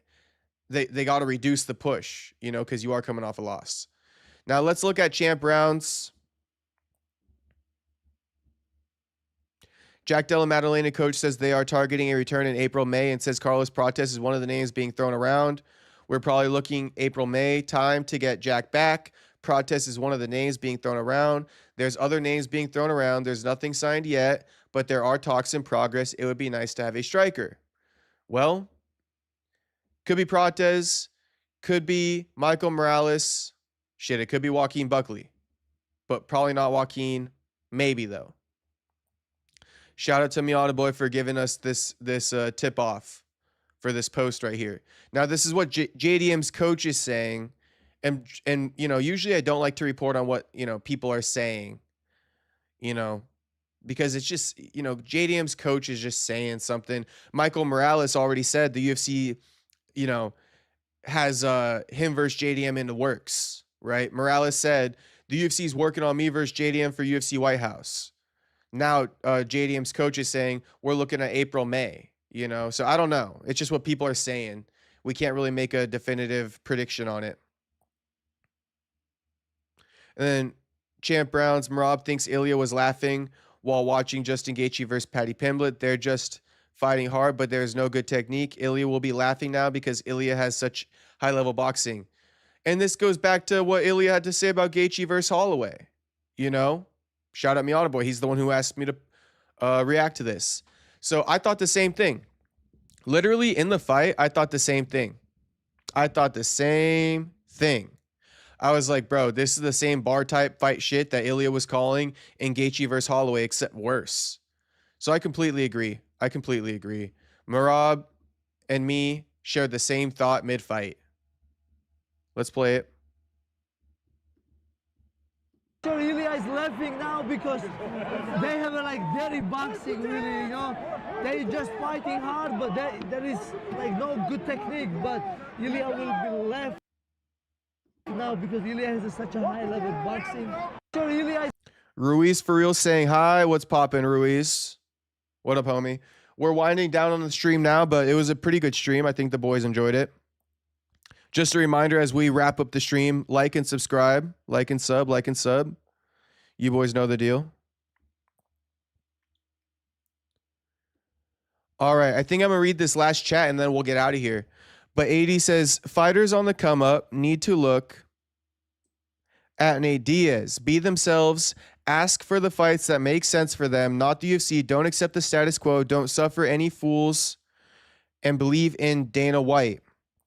Honestly, AD, to keep it real simple, homie, I think that Nate Diaz is the blueprint. If there's anybody's blueprint to follow, it's Nate Diaz. Now, why? Why would you ask that? Or why would I say that the blueprint to follow is Nate Diaz?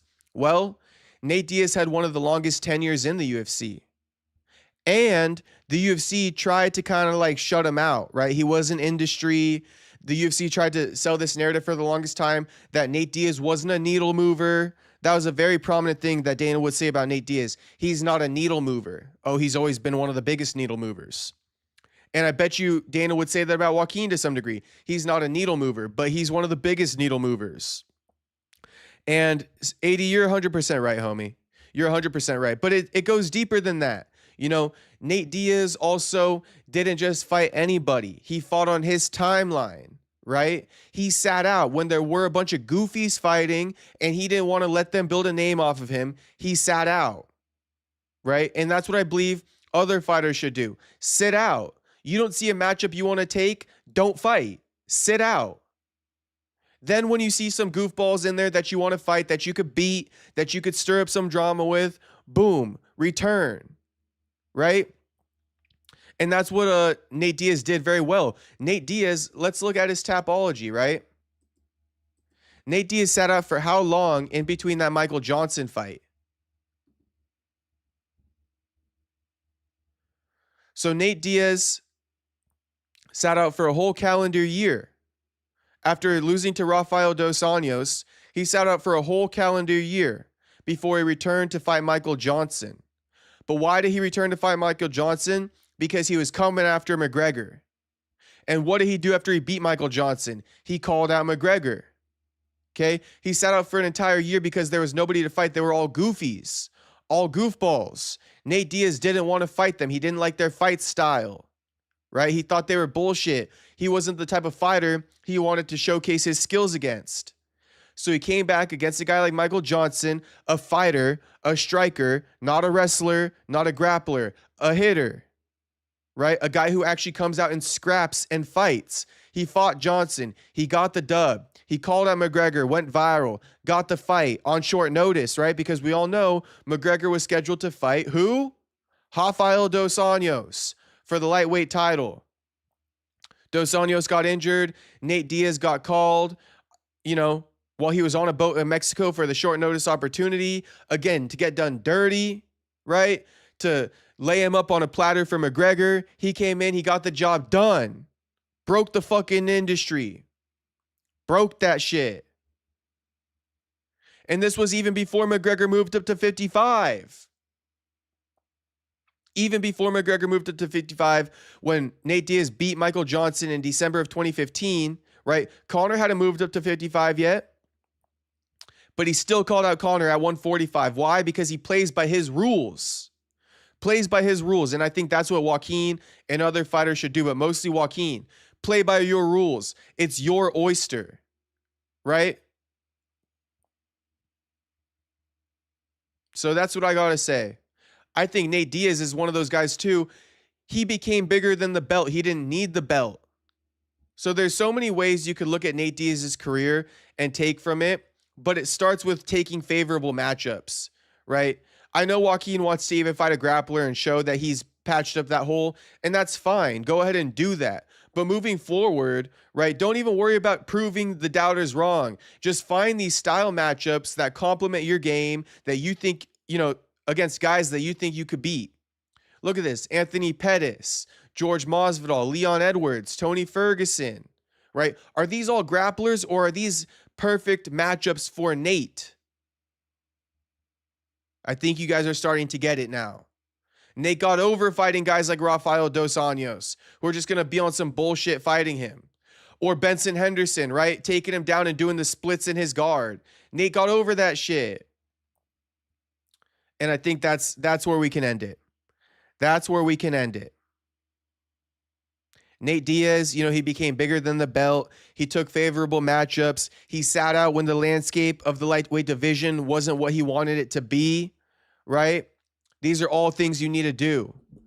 But to be honest with you guys, just to keep it a buck with you guys, I've tried to tell Joaquin this. Straight the fuck up, I've tried to tell Joaquin this on the phone.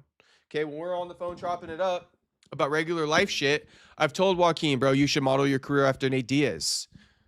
I'm not going to reveal the conversation, but I've told Joaquin this before. Joaquin knows how I feel about this. I basically did this whole spiel that I gave you guys. I gave it to Joaquin, essentially.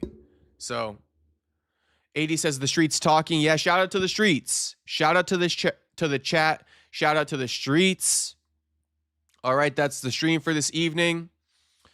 Shout out to all you boys who watched. Now I got to go get another haircut fucking pretty soon. My hair just be thick as hell. Thick as hell, no Diddy.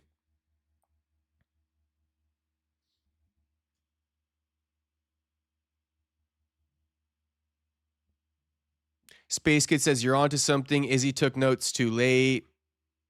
Freaking Dana White and the needle mover comment. You guys know Dana used to say that about Nate. He's not a needle mover.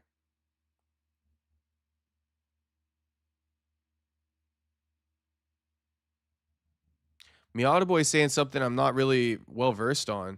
Saying dirty boxing was the plan Justin had planned. There's no way that Merab doesn't know that. I have no clue what the hell. Justin and Merab, how are they even in the same conversation? Dirty boxing was the plan Justin had planned. There's no way that Merab doesn't know that. Oh.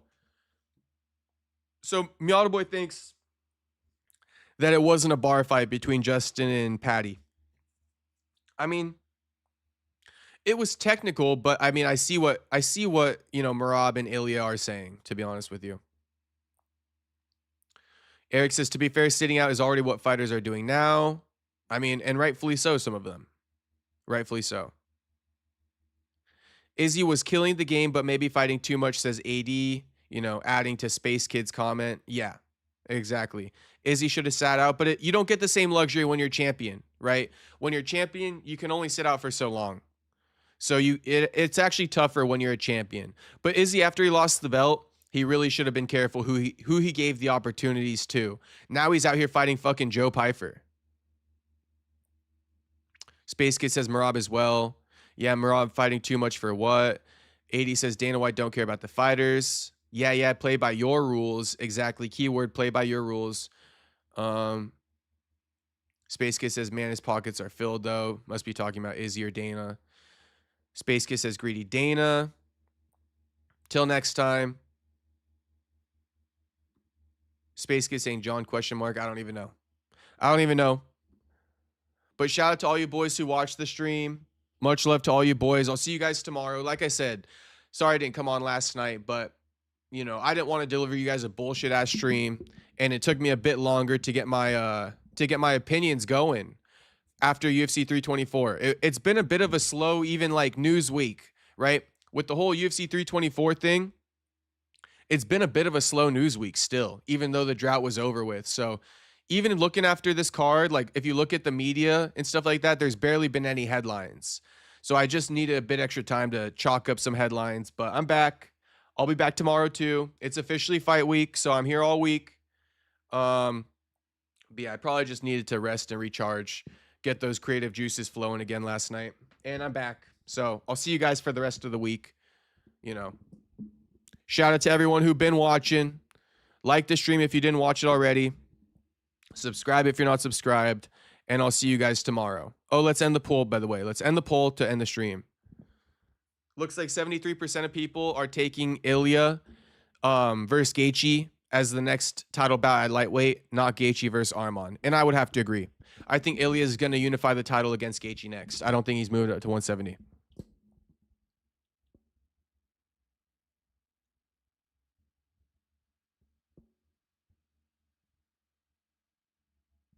Okay, I'm also going to read 2 last chats. The sport's going to continue to go downhill if everyone tries to be Nate. Casual fans were willing to wait for Nate to fight. Most casuals today couldn't care less about most of the roster. I get you, Eric. I get you. Boss Playa. Shout out to Boss Playa, new in the chat. Make sure you subscribe, homie, if you're not already. Izzy fell off because the fame got to his head. Fair enough. Kevin says open StreamYard for a street soldier. Kevin, not tonight, homie. Not tonight. I told you, homie. I told you. I appreciate you sticking through, Kevin. But don't say I honey dicked you because I told you don't keep your hopes up. All right. It probably won't happen tonight. And it's not going to happen tonight, Kevin. All right. Maybe another night, homie. But maybe another night. All right. Maybe another night. But tonight, we're just going to wrap up the stream now. It's already 10 something here. We've been live for 3 hours. I'm going to go make some food, get to bed early.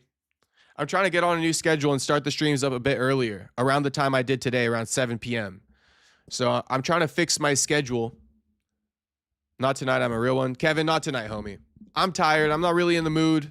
I'm not really in the mood for conversation, Kevin, if I'm keeping it a buck. All right, forgive me. I've been talking for 3 hours, homie. Blue balled. Yeah, I mean, he going to say I blue balled him, but I told him, don't get your hopes up.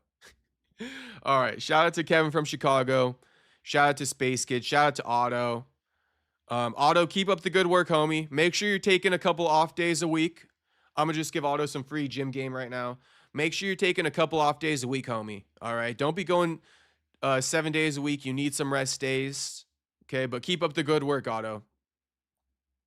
Peace out, Boss Player, Eric, AD, James Steele, Miata Boy, Dylan, America First, Ruiz, Space Kid, if I didn't already say it, True Silence, Cupcake, Mark Hatch, Weird One, everybody in the chat, America First, if I didn't already say it, Tuxedo, thanks as always for the donos, homie.